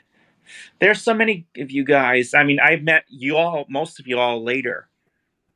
I definitely want to thank Annie. A big shout out to Annie because she wanted us to, like, feel a sense of positivity. I like to thank Evan. He always had my back, and we felt like we had something in common. And I like everyone there. I remember Katrina. Katrina, we actually share the same birthday, even though I'm 2 years older than her. And oh my God, there was many of you, but I would say, yeah, I think Annie's definitely a good one too. Like, she likes to spread positivity from when we were around. Like, she encourages us to, like, be positive all the time. Like, even if we had ups and downs, she'll, like, have our backs. That's stuff I really appreciate. Yeah. So as you guys get ready for this category, I guess I was in Nashville, Tennessee in 2004 when I was born. I talked a little bit and then I stopped. So I had a speech impediment. And I went to Norwood because my father had a job at Harvard University, Charles MGH. And the teachers at Norwood or a program recommended my family to go to Waltham. And I went to Northeast just like Josh. So the reason why I switched over to Northeast to Stanley was because of, of autism, but it had to be legally fought in court. So I ended up going there. What ended up happening was I was diagnosed. Apparently, I had speech impediment. I had ADD, ADHD, those things. But it later turned out not to be the case. And so, let's see. I interacted with Luis. I interacted with Juju, Alex, Carl, Michael, Lana. I also interacted with Lucas, right? Brandon. Brandon is no longer a friend of me and Juju's, and also Oriana, who, like I said, got expelled after third grade. So I do thank all of them, and also Gabriel Taylor, who left after fifth grade. And there was another friend of ours who also I didn't get to see him until I reconnect Nathan, who lives in Florida right now. Yeah, so I do thank Miss Christine and my mother for helping me out. I also thank Tara. Juju, do you remember Tara? Yeah, I do like my science teacher, Miss Sinar. I also like Miss Sarah. Do you remember Miss Sarah? Yeah. What's her name now? Smith. Miss Smith. Okay. I also remember Miss Jamie, but it was a different Jamie from what you remember, Kevin. Yeah. I'm sorry. Yes, Josh. So a couple things. I think I remember Sarah Smith, and to piggyback on what you said, I only went to one school in terms of education, but I did go to Northeast for a summer school program, but that I hated. And here's a fun fact: I was actually Juju's tour guide in McDevitt. Oh, My favorite part of being in the task group, we got our private owned McDevitt trip. I get to meet Josh. I did a private. Yeah. I actually did a private tour around the high school with one teacher who is no longer at the public schools. yeah, I got to see Kennedy. Did I see what? you, What did- Josh? I don't know if I Wait, what saw happened? Josh. What happened? You say? Yes, you did. You were in that trip. Oh yeah, I Yes, was. So I saw Alex in the room one time before I left. Yeah, You. yeah. I don't remember Josh, but yeah. And then yeah, I literally spent so much time with my friends in the task group during pre-K to fifth grade, despite Brandon or Oriana getting expelled, and also like the thing is, it's rewarding. So and also like my mother, I've said this, was fighting the teachers because they thought like I was telling lies, and whenever my mother questioned it, they would they couldn't respond. I was literally telling my mother what happened. That my mother would email the teachers. What is wrong with you guys? And also like I still had speech classes during middle school, but I was done after sixth grade, so I was immediately done during sixth grade, and then during 10th grade I reconnected with Juju. Now the funny thing is that after I left, I did not expect her to reconnect with me, guys. I did not expect anybody to reconnect with me.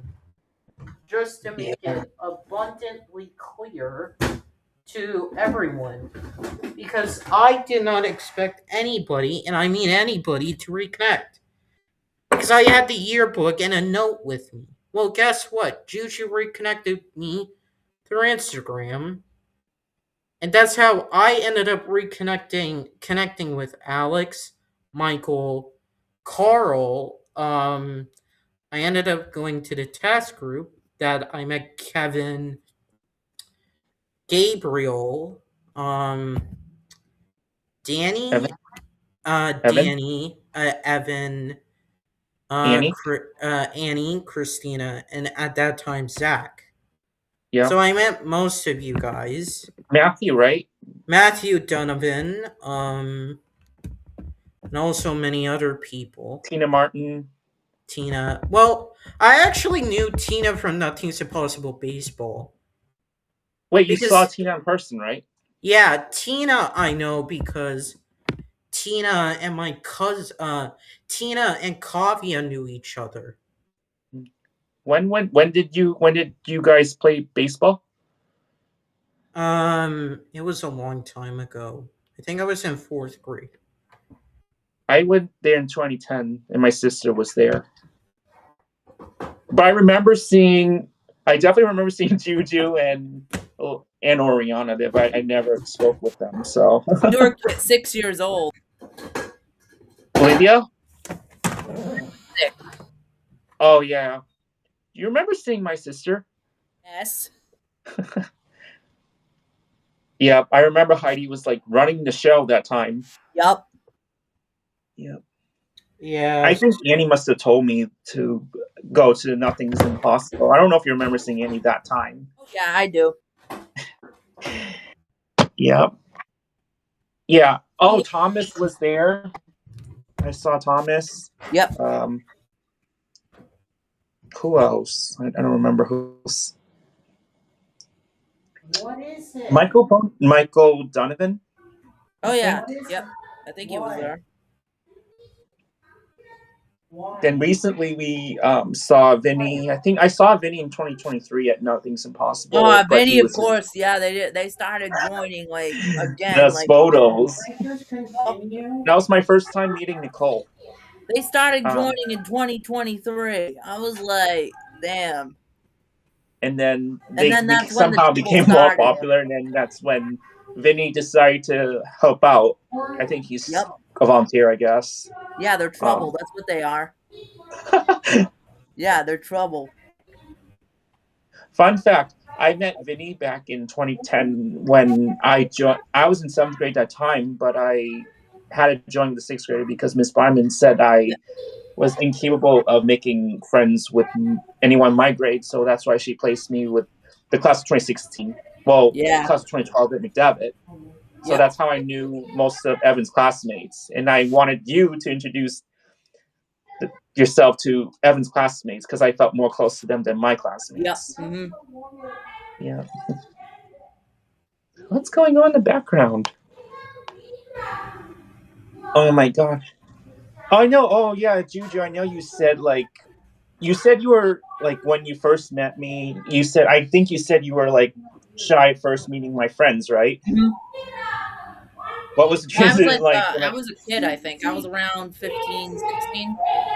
What was the transition like for me to introduce you to my Evan's classmates? It's actually nice. It was actually fun considering that like I'm working in a place with a bunch of old women, and it's actually nice to connect with people that grew up like we did, except even if they're like a few years older than us. So I think It's it's just like, like yep, it's like develop you're some. going to be working with all different types of people once you get out of college. So it's like yeah, it's very. I'd say it's rewarding. Yeah, especially like I'm assuming you felt apprehensive at first, right? Yeah, just a good transition. I know I'm getting old. Oh yeah. Who wants to meet my high school classmates for 2015? What were you guys Go to the saying? nursing home. What were you guys talking about? How Oh, Kevin introduced me to his classmates. and Evan's classmates. We were start talking about Nothing's Impossible baseball, and I incorporated one of our friends who volunteers for Nothing's Impossible to like talk about Evan's classmates, and that's how the Yeah. conversation shifted. I can't say this on here. So you guys are ready for this category game, right? Yes, I am, Yep, that's the lid. as always. Yeah. Should we do a picture first, though? Yeah, we should. Let's do it. Yeah, guys, get ready for the picture. Okay. Who should take the screenshot though? I'm wondering. I'm on a computer, so Are you on Apple or no Windows. I'm on Apple, but my face is distorted though. Yeah, this app is like it's And then one of you guys is on is like barricaded by the words. Okay, Evan, are you on a Windows or Apple computer? Windows? Apple? Apple. Okay. Just give me your face and I can do the snippet thing. Okay? Okay. Guys, have your faces set? Yeah. Okay.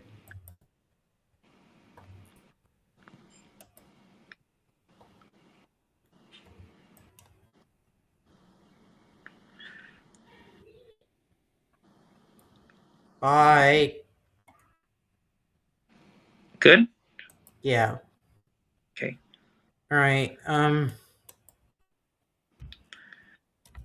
Yeah, so you guys know the rules, right? Yes, Oh, I do. Yes. So far, Kevin has won at least one. Josh has won. Evan, Alex, and Juju, you guys have won one. So I expect you guys to do your best, okay? Yep. Okay. Got it. Right. Roger that. Yeah, so all of you can do your best, okay? All right. So, all right, Josh, Yes. also Juju, so are you going to use your computer or phone to write down the words?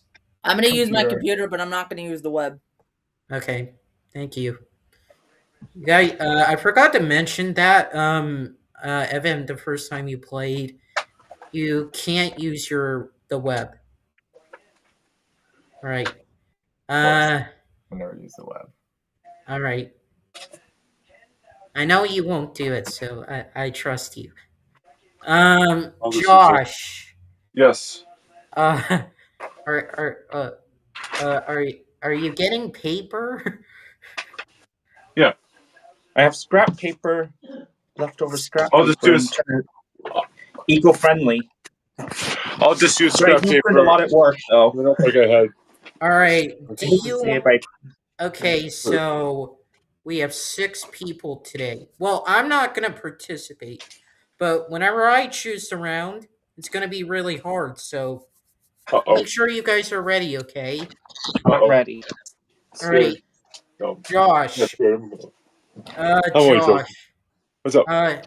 So you're gonna be choosing for the first round. Okay. All right. So let's start with this. Guys, and for you, Juju, make sure you write it, type it out so you can have it as a reference, okay? Josh, how many words do you want all of you to write down?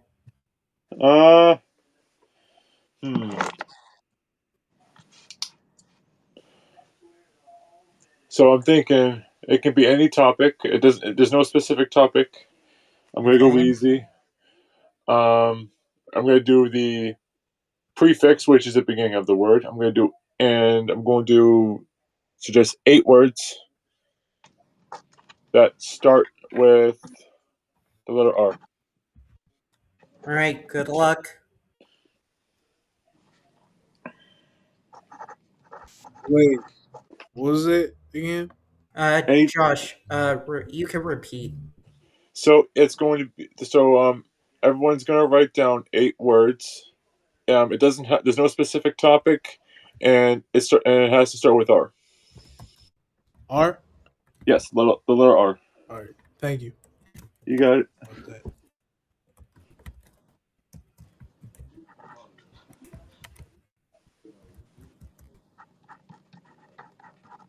Oh, I do want to ask you guys this since we didn't do it in the beginning.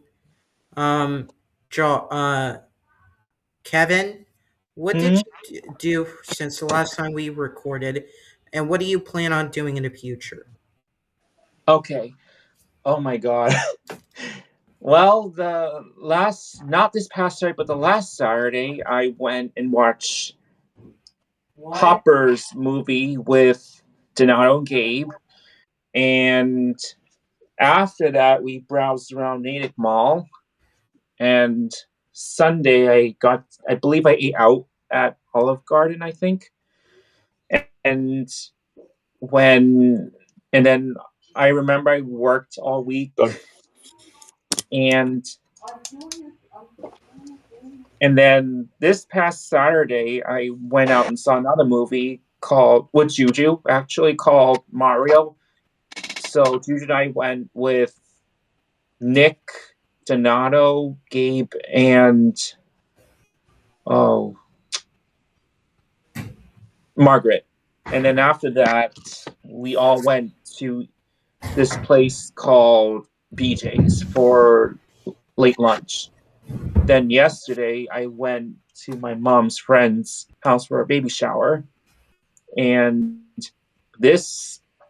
I'll be working for the rest of the week. And then Friday, I'm working 2 jobs. Saturday, I got invited to go to a tacos fiesta with Carl. And this upcoming Sunday, I'm planning on celebrating my birthday party at Evan's house. So yeah, that's my past couple weeks. April 12th? Yes, April 12th. Oh, okay. Let me know if you want to go. I have something at 5:30 I have to be there for, so I might have. What time does it start? I was thinking at 1 o'clock. Oh, that's fine. Perfect.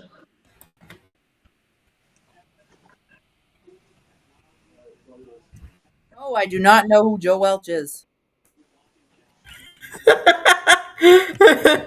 No idea.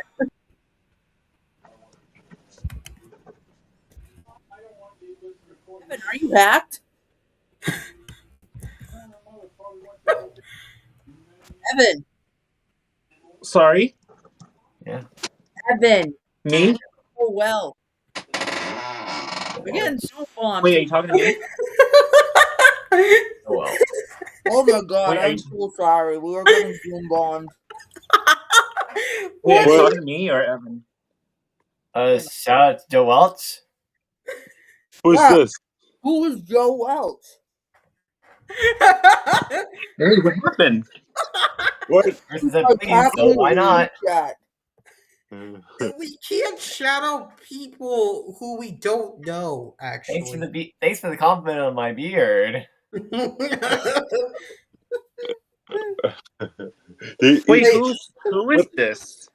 I have no idea. I have no Oh. idea who Joe Welch. No, I I don't do know who not Joe know Welch who is. Joe Welch is.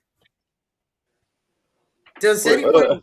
I don't know any Joe. I do not know Welch. Joe Welch, sir. Hi, sir. Apparently, he just randomly joined the chat on YouTube and just started like commenting things.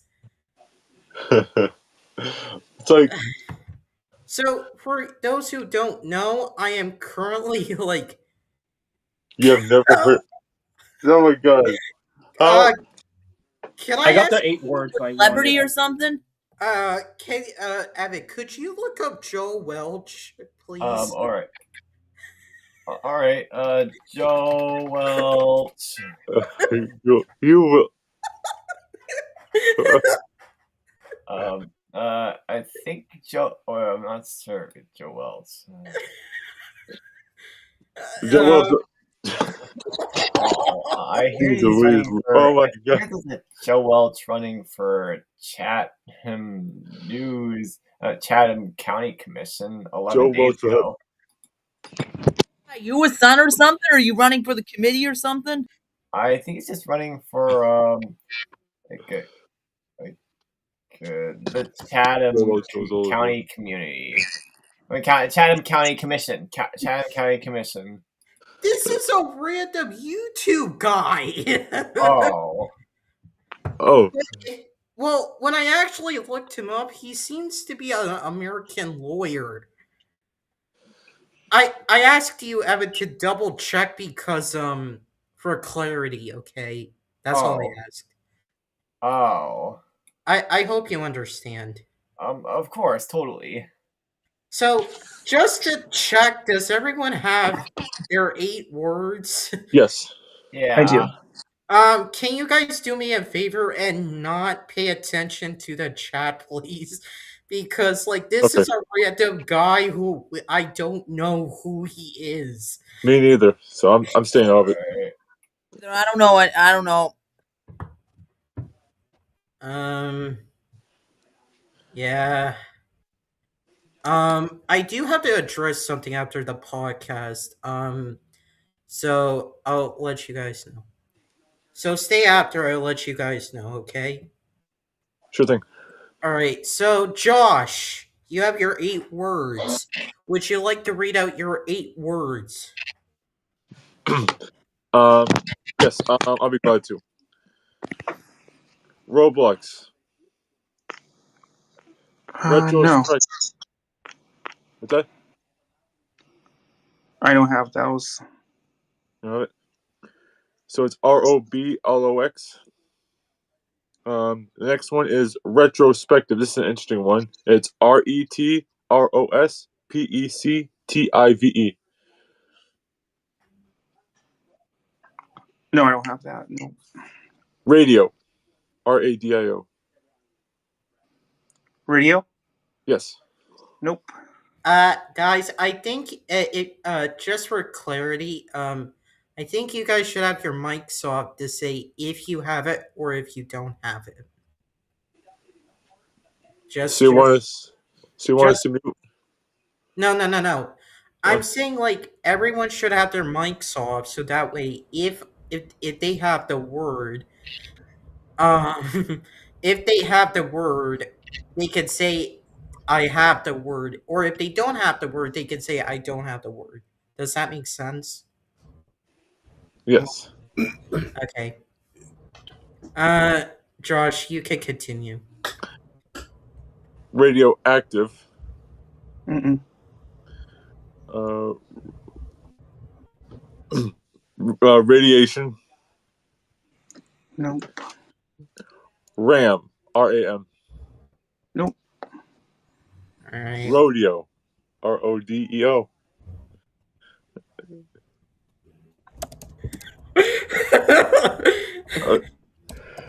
Uh, I'm trying to concentrate, but this YouTube is just driving us nuts. Last one is ruin. Ruin. No. Okay, so Josh, you have a perfect 8.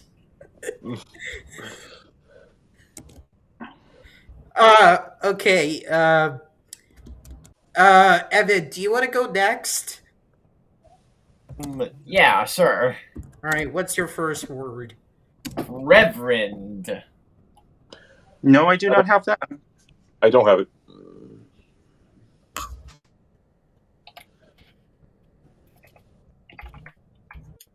All right, the second word is red. Nope. No red. All right. 3.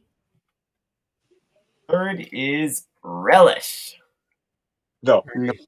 4. The fourth is river. Nope. 5. Fifth is radical. All right. Nope. 6. Raven. All right. Raven or Raymond? Raven. No. Oh no, I do not have it. Nope. All right. 7. Runner.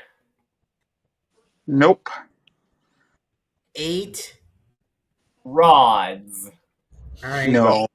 Alex, could you do me a favor and go to my YouTube channel, please?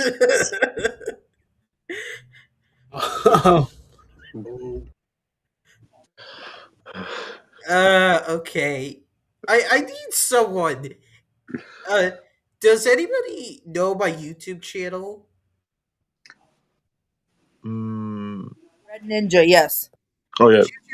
Okay, Juju, can you do me a favor and go to my YouTube channel and combat this guy?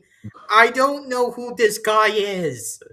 I have on my. I don't have your lot. I'm like, it's only for my guy's account, so Oh, okay. Maybe I'm he's only logged into my account. Okay. This guy is bananas. What Yes. is Nuts. maybe okay? maybe it's the audience. Crazy. Maybe he just wants to see how we're doing. I guess. So I know, but I don't know who this Joe guy is. I don't either. Me neither. I just reported him for. Yeah, I'm gonna report him. For what, spam? Yeah. Yep. Oh, so apparently this channel knows you. What? Juju. Really? Yes. How do they know me? I don't know. Joe Bananas, what? Oh, God. Okay, can we continue with the game? I don't want to get Yeah. into it.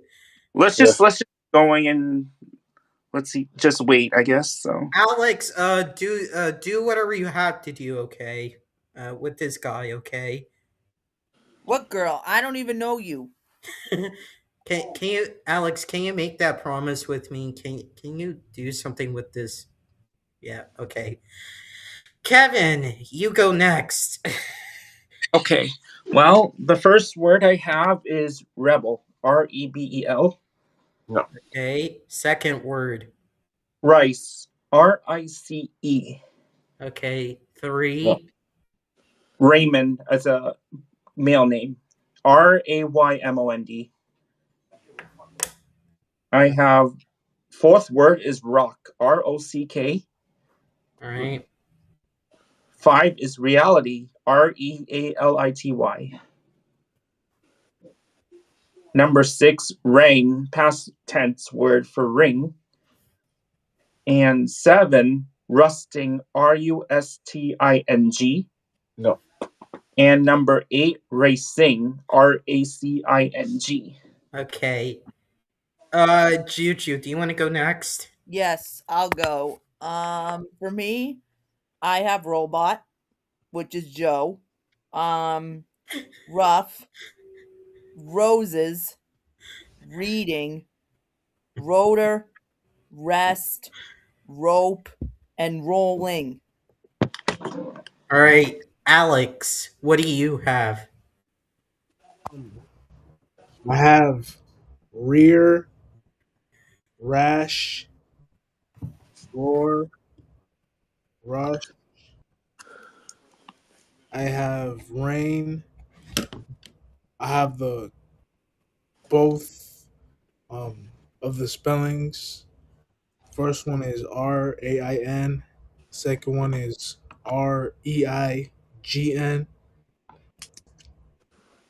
And I have rope and rest. All right. So, Kevin, Alex, all of you have a point. Wow. All right. So, let's go with Evan. Oh, he had rope. What? Rope. Who had rope? I did. So, Alex, Juju, you had to cross that off. Yep. Well, so actually, Kevin, Evan, and Josh, you had perfect. So, Evan, do you want to go next? Yes, I do. All right, so Josh did the prefix, so you can either go with the root or the suffix. I think I'll go with suffix. All right, so how many words, the topic, and what will your suffix be? Suffix. I need the suffix. Suffix ends at T. Okay. And 10 words. 10. And it should be about video games. Okay. Well, 10 words about video games? Yeah, and yeah. Do I need to participate in this too, or? No. Just to be clear, I do want to say this for all of you. If you cannot write a word that ends in T that doesn't relate to video games, I'll give you a pass. Does that make sense for you guys? Yes. Video Alright. games start with T. No, end Yeah. with T. Enmity. Oh, end with T. How many? How Well, many? T is the last letter of the word. Yeah, basically. 10. word. 10. Okay.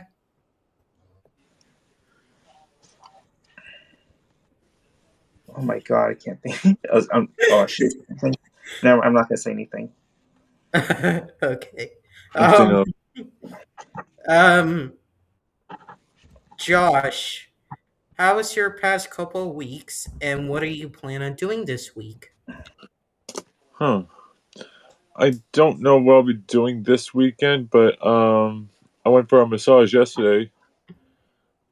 Now I was gonna go to the Anime Fest, but I kind of want to save up for the summer. You know what I mean, in case something happens. But I did go for a massage at Body's End, which is on Trapella Road in Belmont. And honestly, as far as a massage goes, I wouldn't go anywhere else. Mm. After that, to celebrate Easter. About video games with the T, like, do you have to, like, if you can't come up with those that are end with T, do you just come up with 10 video game names? No, because you would be losing points. Okay. So you have to come up with a word that ends with T that relates to video games. If you cannot come up with a word that if you can't come up with a word that ends with T that relates to video games, I can give you a pass. Oh, okay. So you can at least write a word that ends with T. Does that make sense, Choo? Okay.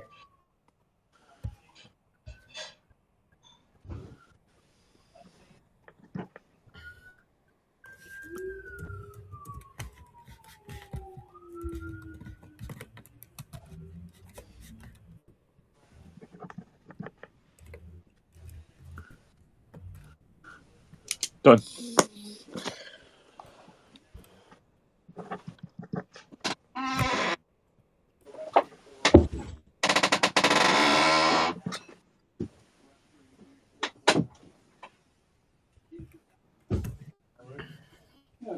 I'm mad. Don't put the butter in. Don't bother answering.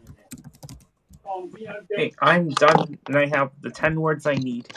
And I can see your lovely desk. Don't come home. Wait, what's the topic? Video games. Like, Any video games.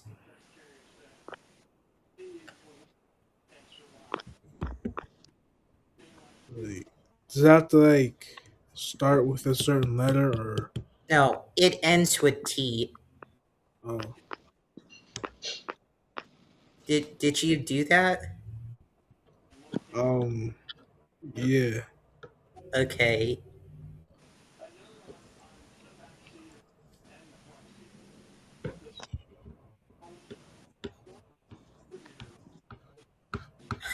I can't believe, like I said, this has got to be one of the most craziest podcasts because this Joe guy is literally going bananas.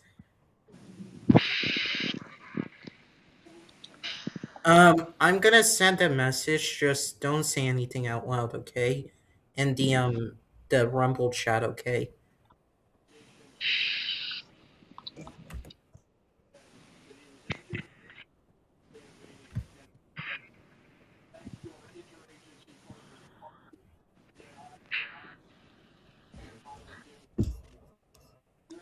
Well, like, at least I got the 10 words done. The 10 words that end with T. Maybe I should drink green tea.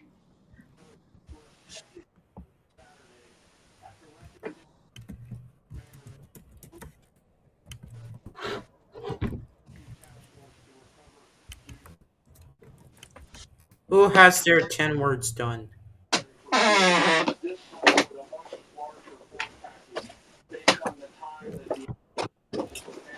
So, Kevin, you have it done. Juju, do you have it done? I do. Evan, do you have them done? Wait, I was supposed to do them too. Oh, yeah.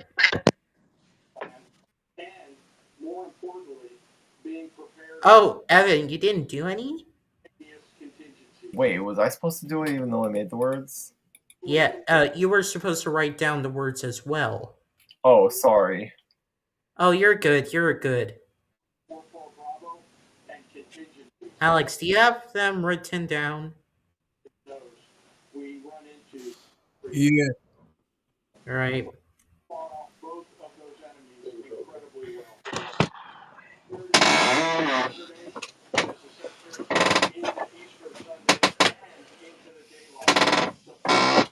All right, I'm back. Okay. Keeps for no reason. All right.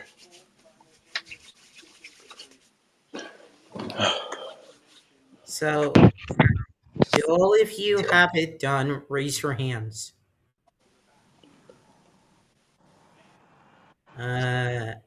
So, Evan, how many words do you have written?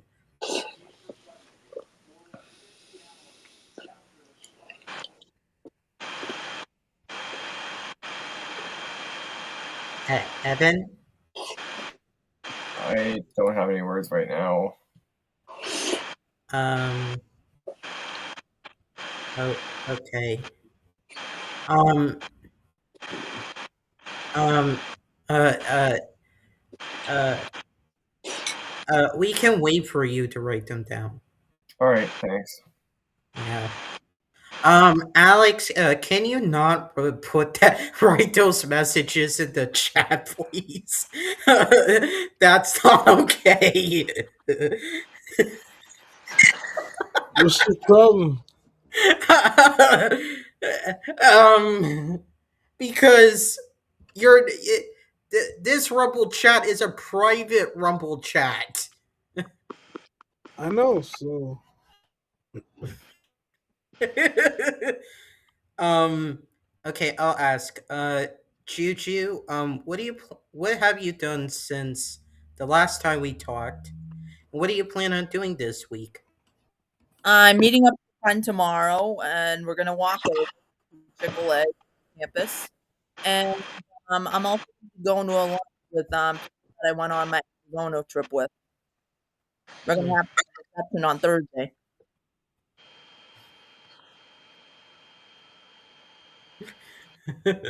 um, what did you do this past week? Oh, I went Anime Boston last weekend. I went on Good Friday. And then on Saturday, I went to see the Mario movie with Kevin, and we went to BJ's restaurant. And on yesterday, I went to my uncle's house for Easter. Oh, and I watched Easter specials on Good Friday. And on Holy Thursday, I went to Mass, and they washed my feet. Because that's what Jesus did. He washed the disciples' feet. Did any of you go to church on Sunday? No, Actually, no, I didn't. I should have. I didn't. Did the Easter frog be eaten by Kevin? No! No! wait, Oh, who ate frog No! legs on Easter? I know I did. No! I ate I had some delicious frog legs for Oh. Easter. No! Frog legs are disgusting. I No! wouldn't touch those with a 10-foot pole.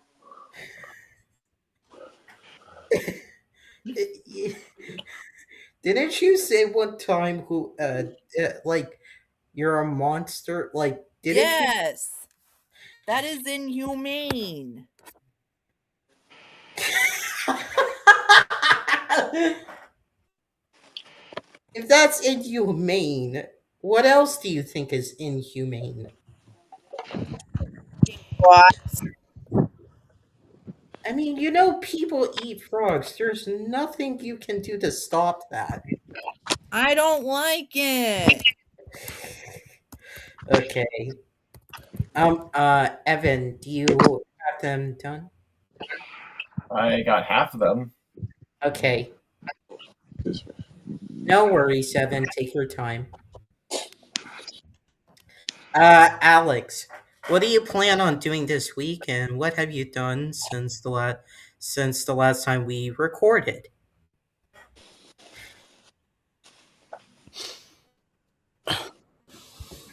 Honestly, all I can say is my life has been.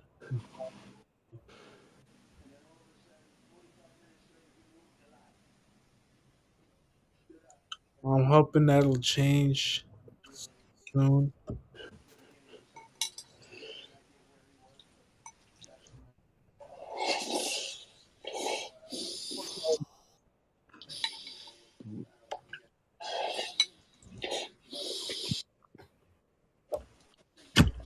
This is super weird. This guy is so weird. This YouTube chatter.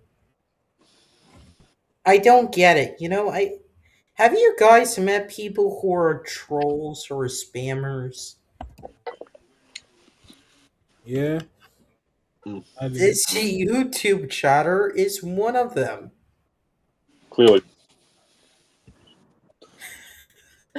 Josh, not Josh, Alex, can you put that in the YouTube chat, not in this chat, please? Reserve, like, this stuff for the YouTube chat, okay? The only reason I have a private chat is because to talk with the people in this Rumble studio, that's why. So if any one of you here wants to tell me something, you can text me or put in the Rumble chat. Okay? Loud and clear. All right. Kevin. Yes. To ask you,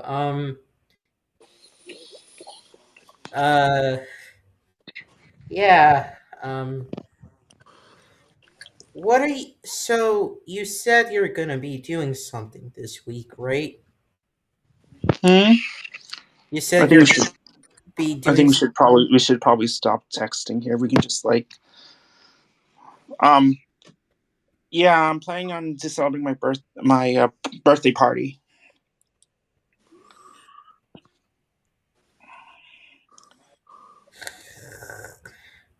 Okay. Yeah. I do want to say I don't like dragging it on, but you know what I'm thinking? We should have moderators moderate the chat. You know what I'm saying, guys? Mm-hmm. Eh, This is not okay. This is not okay. So, I think I got them done. all right. So, to make yeah, Evan, could you read out your 10 words?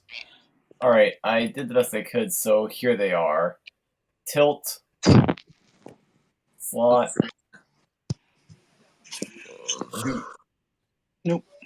hit, beat, bit, right, left, sit, and I have corner. sit. I actually have sit. Don't have that. Cross that word out. You have Wii Fit. Just fit. Oh, okay. No, I had sit. Okay. Any other words, Evan? Or is that all the words?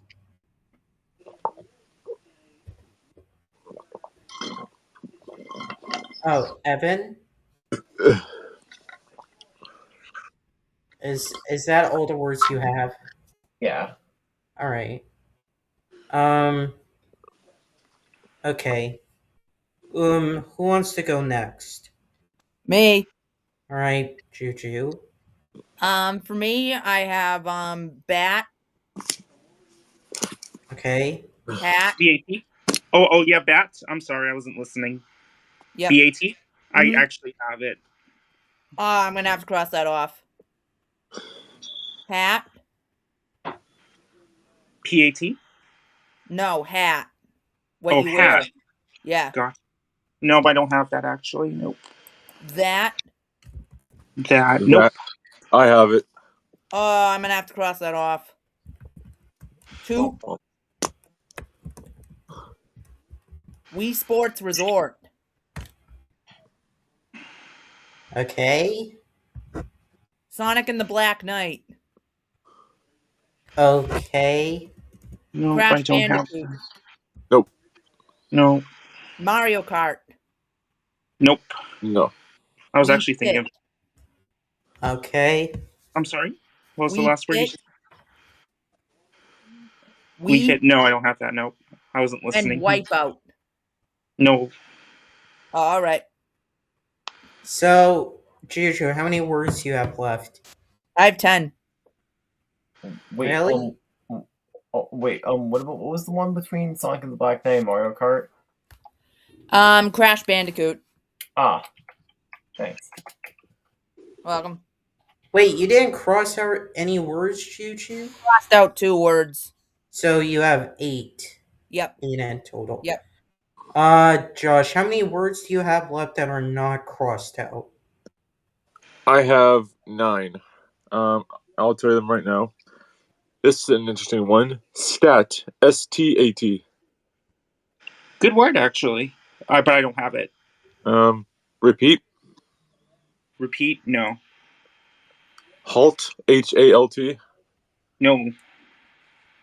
Fault. FAULT. No.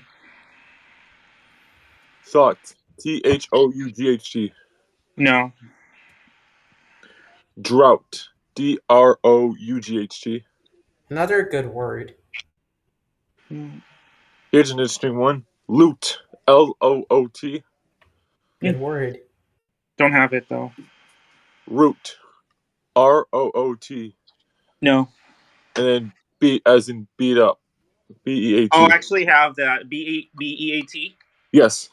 I actually have that. Uh, I got So Yeah. Josh, you have 8, correct? I do now. All right. Kevin, how many do you have? I actually have 7. All right. Evan, how many do you have left? So far I got like maybe like 8 or so. I'd say maybe 8. Okay. Kevin, read out your 7 that are not crossed out. Okay, this is going to sound mean. I hate to use this word, but I have brat, BRAT. Okay. I hate saying that word, but I just thought of it. I have smart, SMART. Oh, that's a good one. I didn't even think of that.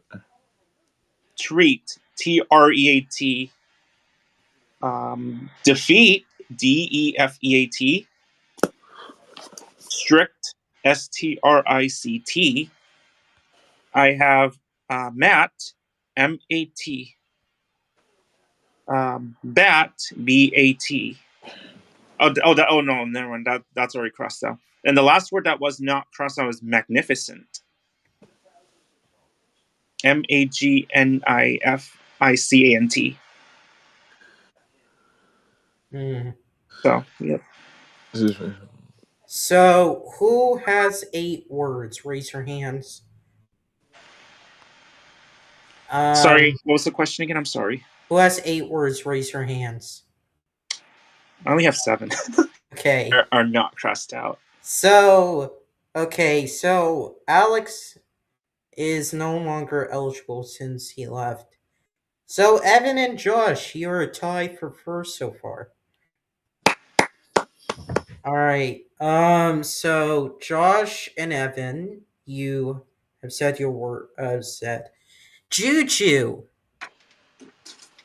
All right. Now it's time for you to choose. Okay.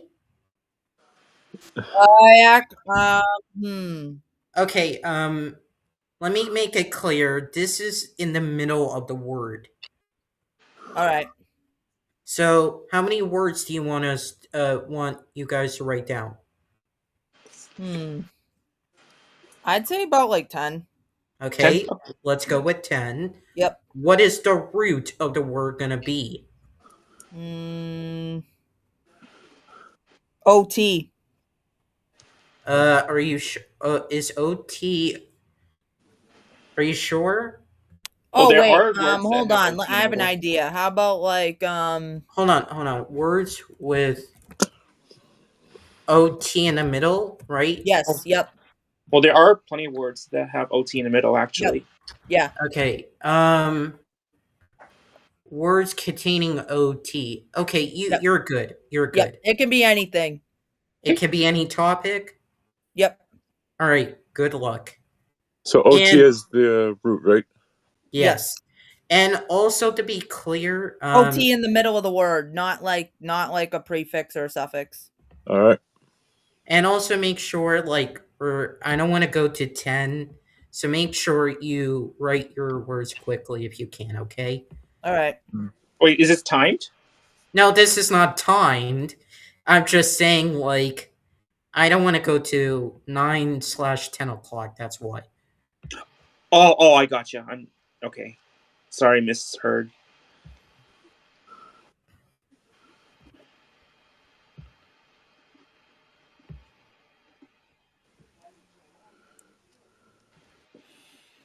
I feel like we're going to have some words in common. Well, yeah, because if you guys do, you're gonna be crossing off a bunch of words. Oh, shoot. Oh my god, do you know who just entered the YouTube chat? Oh my god. What did you say, Juju? It's some guy, I don't know. Oh my god. What is this comment stuff? I feel like some words I have might be made up, but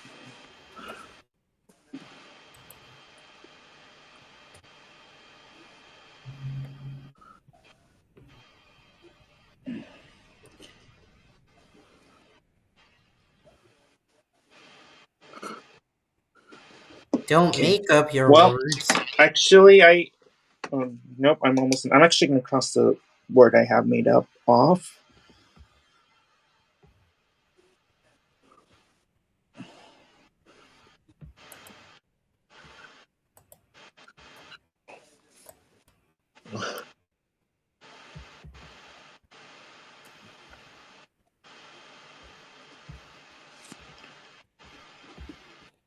All right, I'm actually done. I got all the 10 words I have. I have 10 words as well. Alright, who else has 10 words? With OT in the middle, right? Yes. Yes. Not mine yet. I feel like I might have some words that you guys may have. Yeah. Because there are plenty of words that have the letters OT in the middle of the word. So we shall see. Yeah. Did you guys are you guys looking at this chat or something? I'm not going to say anything. I'm just going to not going to say anything.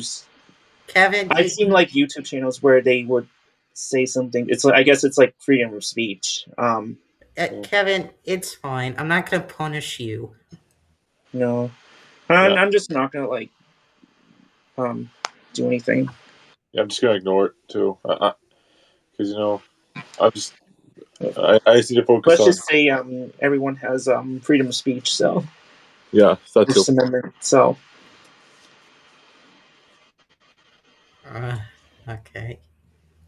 Yeah. I guess the audience has the right to express right. their thoughts about us about your anything. face, Kevin.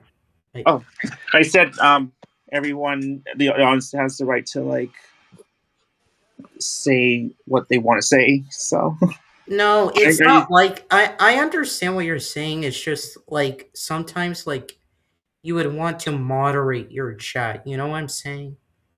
Oh, I get it. Yeah, I understand. Yeah. That's why I was asking, what do you guys think of the chat? Because I'm seeing it right now and it looks so weird.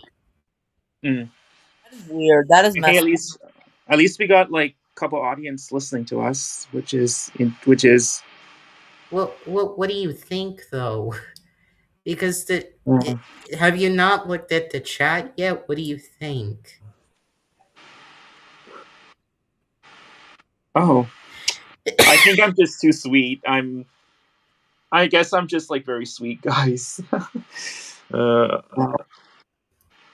don't know. I just don't like calling people out. Okay. But please say what. I'm not gonna punish you. No, I know. I mean, I don't really mind, to be honest. As long as it doesn't get weird, correct? I mean, I don't really care if it gets weird. I mean, it doesn't bother me. So it may. What do you mean?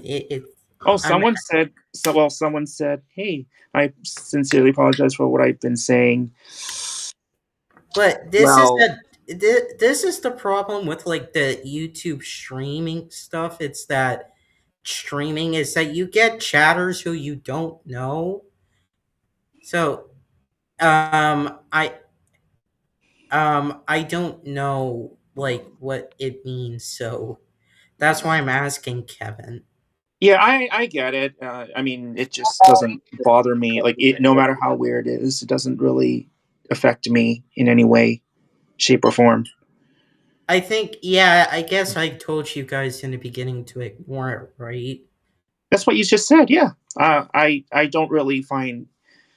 I mean, it's like being funny can be more fun. Basically, it's like the more funny it is, I guess the But merrier. what if it's No. weird? You know, what if it's weird? I mean, I don't think it's a problem. I think the only problem is if it's worse than that. Like if someone's gonna, I'm not saying from tonight, but if someone ever like threatens us, that's a different story. But on that, stirring random things can be fun. Well, I'm saying weird as in like weird. No, it doesn't. It doesn't. I guess it doesn't matter. I guess everyone has their own ways of like expressing their thoughts. Oh You know? my god, these guys are chatting to each other in the chat. Like the guy said, "Hey, can you Venmo me?" This is why. That's why I'm asking for an opinion, Kevin. I know. I just like. I don't like take it literally. You know. So I you- understand. I just. Do you think it's fake? Yeah. I mean, I guess sometimes people do it to get people's attention, but it still doesn't like bother me. So. All right. Okay. Yeah. Evan, That's all I'm saying. So. Yeah. I just don't want it to become a problem in the future. You know what I mean? See, it's like, here's the thing. Someone says, "I'm sorry if it became a problem. Don't argue, please. I just want to be some silly things." It's like, here's the thing. There will be some people who may like to throw funny things just to be out there for us. It's like maybe there are some people who like to be as like maybe they're doing it maybe they just want to say how that they acknowledge our episode tonight. Yeah. That's a good point, but I just like you can't really trust the viewers as much because you don't want to form a parasocial relationship. Right. But it's like you got to think of the audience. Like, how can we engage the audience, right? How can we actually engage the audience? Like, yeah. Is everyone done with their words? All right, thank you. Juju, can you read out your 10 words? Mother. Who has? Sorry, what did you say? I'm sorry. What did you say? Mother. Well, that's a good one. That's a good word, actually. Evan has mother, so you. I'm gonna have to cross that off. Okay. Bother. I have it. Okay. What? Bother? Yes. No, I don't have it. Cross it off. Booting. Booting. Nope. Looting. Nope. Rotting. No. Rooting. Nope. Negative. Who's got it? I don't. Brother. Sorry, what did you just say? Rooting. Rooting. No, I don't have that word. Brother. I have brother. I wish I had a brother, but I don't have. I wish I had a brother, but nope, I don't have it. Grandmother. No. Nope. Broth. Broth. Oh, you're making me hungry here, but no. Booth. Don't make me hungry. Wait, Booth? Yes. No. Oh, I have it actually. Ah. Oh no. All right. How many words do you have? Words. You have 6 words? Yep. Josh, you're up next. All right. So I have 8 words that are not crossed out. First one is tote. T-O-T-E. Nope. Vote. V-O-T-E. Vote for the right person. Yes. Here's an interesting Sorry, what? one. Oh, sorry, I'm just like distracted. What did you say? I So said the first vote with a V. Boots? Vote. Vote. Oh no, I don't have it. Nope. Here's an interesting one. Robotic. Robotic. I do not have that word. All right. Wrote, which is the past tense for write. WROTE. Nope. No. All right. Motto. MOTTO. That's a good word, but I don't have it. Motorcycle. No. No. Rotary. ROTARY. No. And here's an interesting one.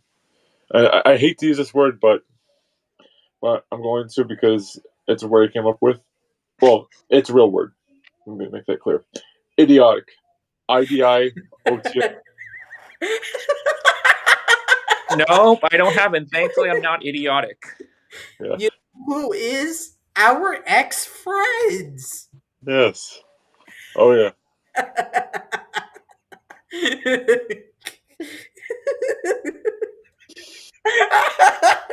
Yeah.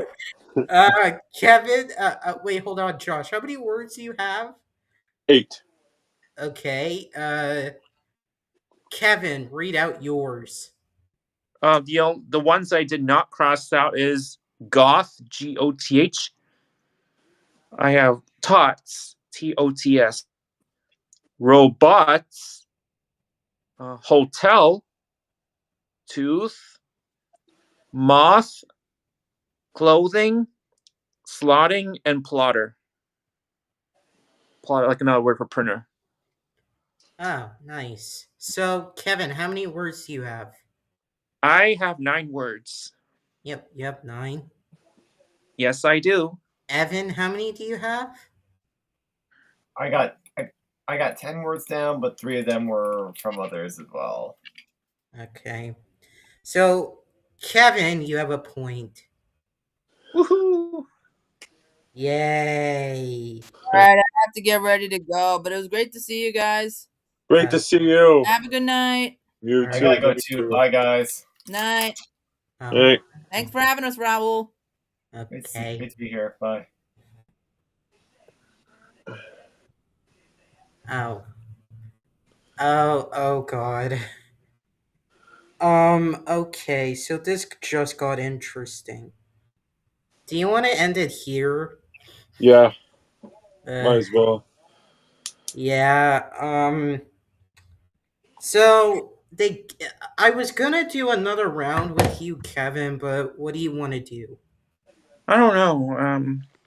Because this just got confusing.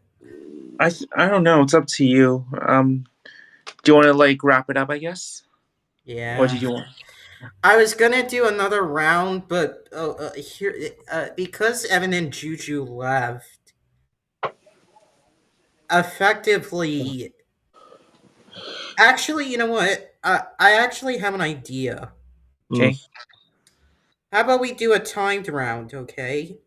Oh, Okay. all right. And So- and whoever like wins this round. Yeah, yeah. I didn't want them to leave, but you know, I can't make them stay. You know what I'm saying? Yeah. Let's just finish this off, shall we? Okay. Yeah. All right, in 30 seconds, you have to write a word that starts with a letters. This is going to be a prefix P-R-A. Hold on. I need to find another thing. All right, and write as many words as we can under 30 seconds. Yes. Hold on. Sorry, guys.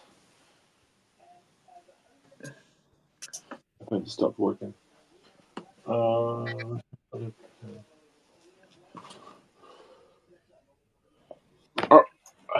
Let's use this one. Luckily, I've got a pen. All right. Is the pen working? Yes. All right, in 30 seconds, you ready? Yes, I'm ready. Oh, PRA. Yeah, PRA. Okay. All right. Go now.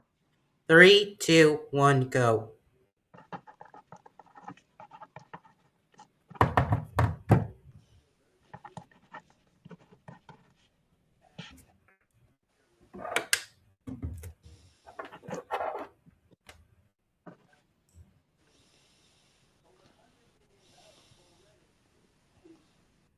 Oh my god. Oh my god.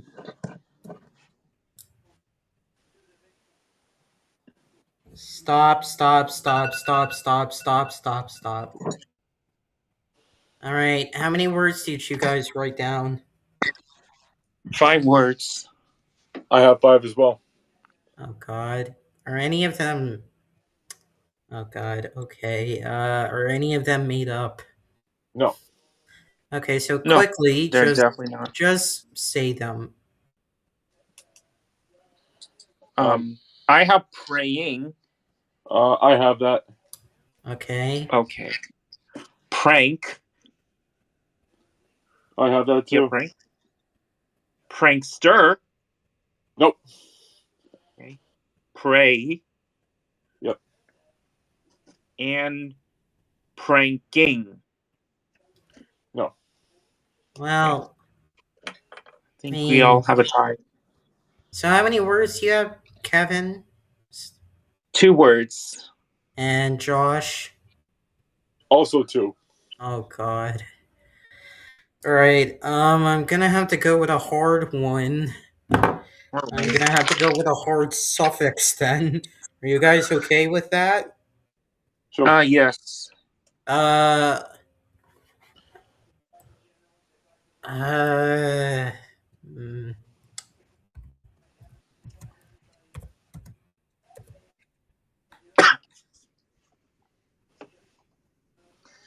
all right. Come up with words that end in XY in the end. Sorry, what did you say? Come up with words that end in XY in the end. As the Okay. suffix. All right. Yep, I got it. All right. Good luck. 3, 2, 1.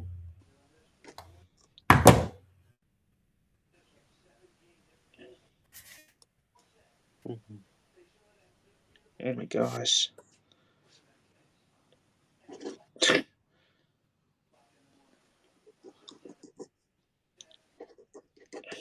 Easy ones.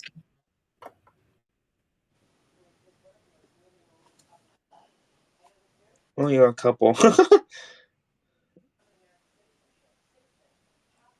stop, stop, stop, stop. All right. How many words? I have 3. 3 as well. Wow. Oh, God. Wow. Just say your words, please. Proxy, Proxy. No. Okay. I think this is a made up word. Proxy, Poxy. Okay, you know what? I'm gonna look at this one. Yeah, it's a made up word. Yeah. Doxy. I think it's a made up word too. Doxy, Doxy. Your made up word it's made up, but it's very close to deoxy, Deoxy. Okay, I'll just cross this out then. So I have one word. Josh, you won. How many words do you have? I have 3. What are they? There are. This is gonna be an interesting one. Sexy. Oh, I didn't even think of that. Oh my god. Why Okay. didn't I think of that? Epoxy. EPOXY. Yeah, That's a good word. That's used in flooring. Yes. I learned that term in interior design. How do you spell it? EPOXY. It's a type of flooring. Epoxy? Is that what you said? Yes. Okay. Just to fact check. Epoxy. And It's a type of floor. Okay, you're good. And last one's Foxy, Foxy. Good job, Evan. I mean, Josh. Thank you. Congrats. Round So of Josh is the winner applause. again, right? Yeah. Right. Do you guys feel okay? Yeah. Yes. Show me your lovely faces to me. Alright. Do you guys want to say anything before we end this? I will say thank you for listening tonight. It was a really interesting podcast. I did have to occasionally step out, but I enjoyed my time, even if it was short. I was gonna say this was a pretty epic podcast episode tonight, especially with the journeys we each have had undergone since since most of our times were different. But we're all glad that we made it out. We made it out successfully. And I admire the memories that I faced. Yeah. So thank you to everyone who has listened tonight, especially the YouTube chat. It was really interesting. Thank you to everyone who's joined. I know we had some people who left, but that's okay. Thank you for listening to our experiences of autism. And I do hope the special education does improve. Um, yeah, next time we do the podcast, it will be a different topic, but we'll keep you guys updated, right? Yeah. All right. Thank you guys for listening to episode 77. Episode 80 will come next month. I want to do something big next month, so if you guys have any ideas, let me know. But yeah, so thank you guys so much for listening. And we'll see you all next time. Have a good night, guys. Have a good night.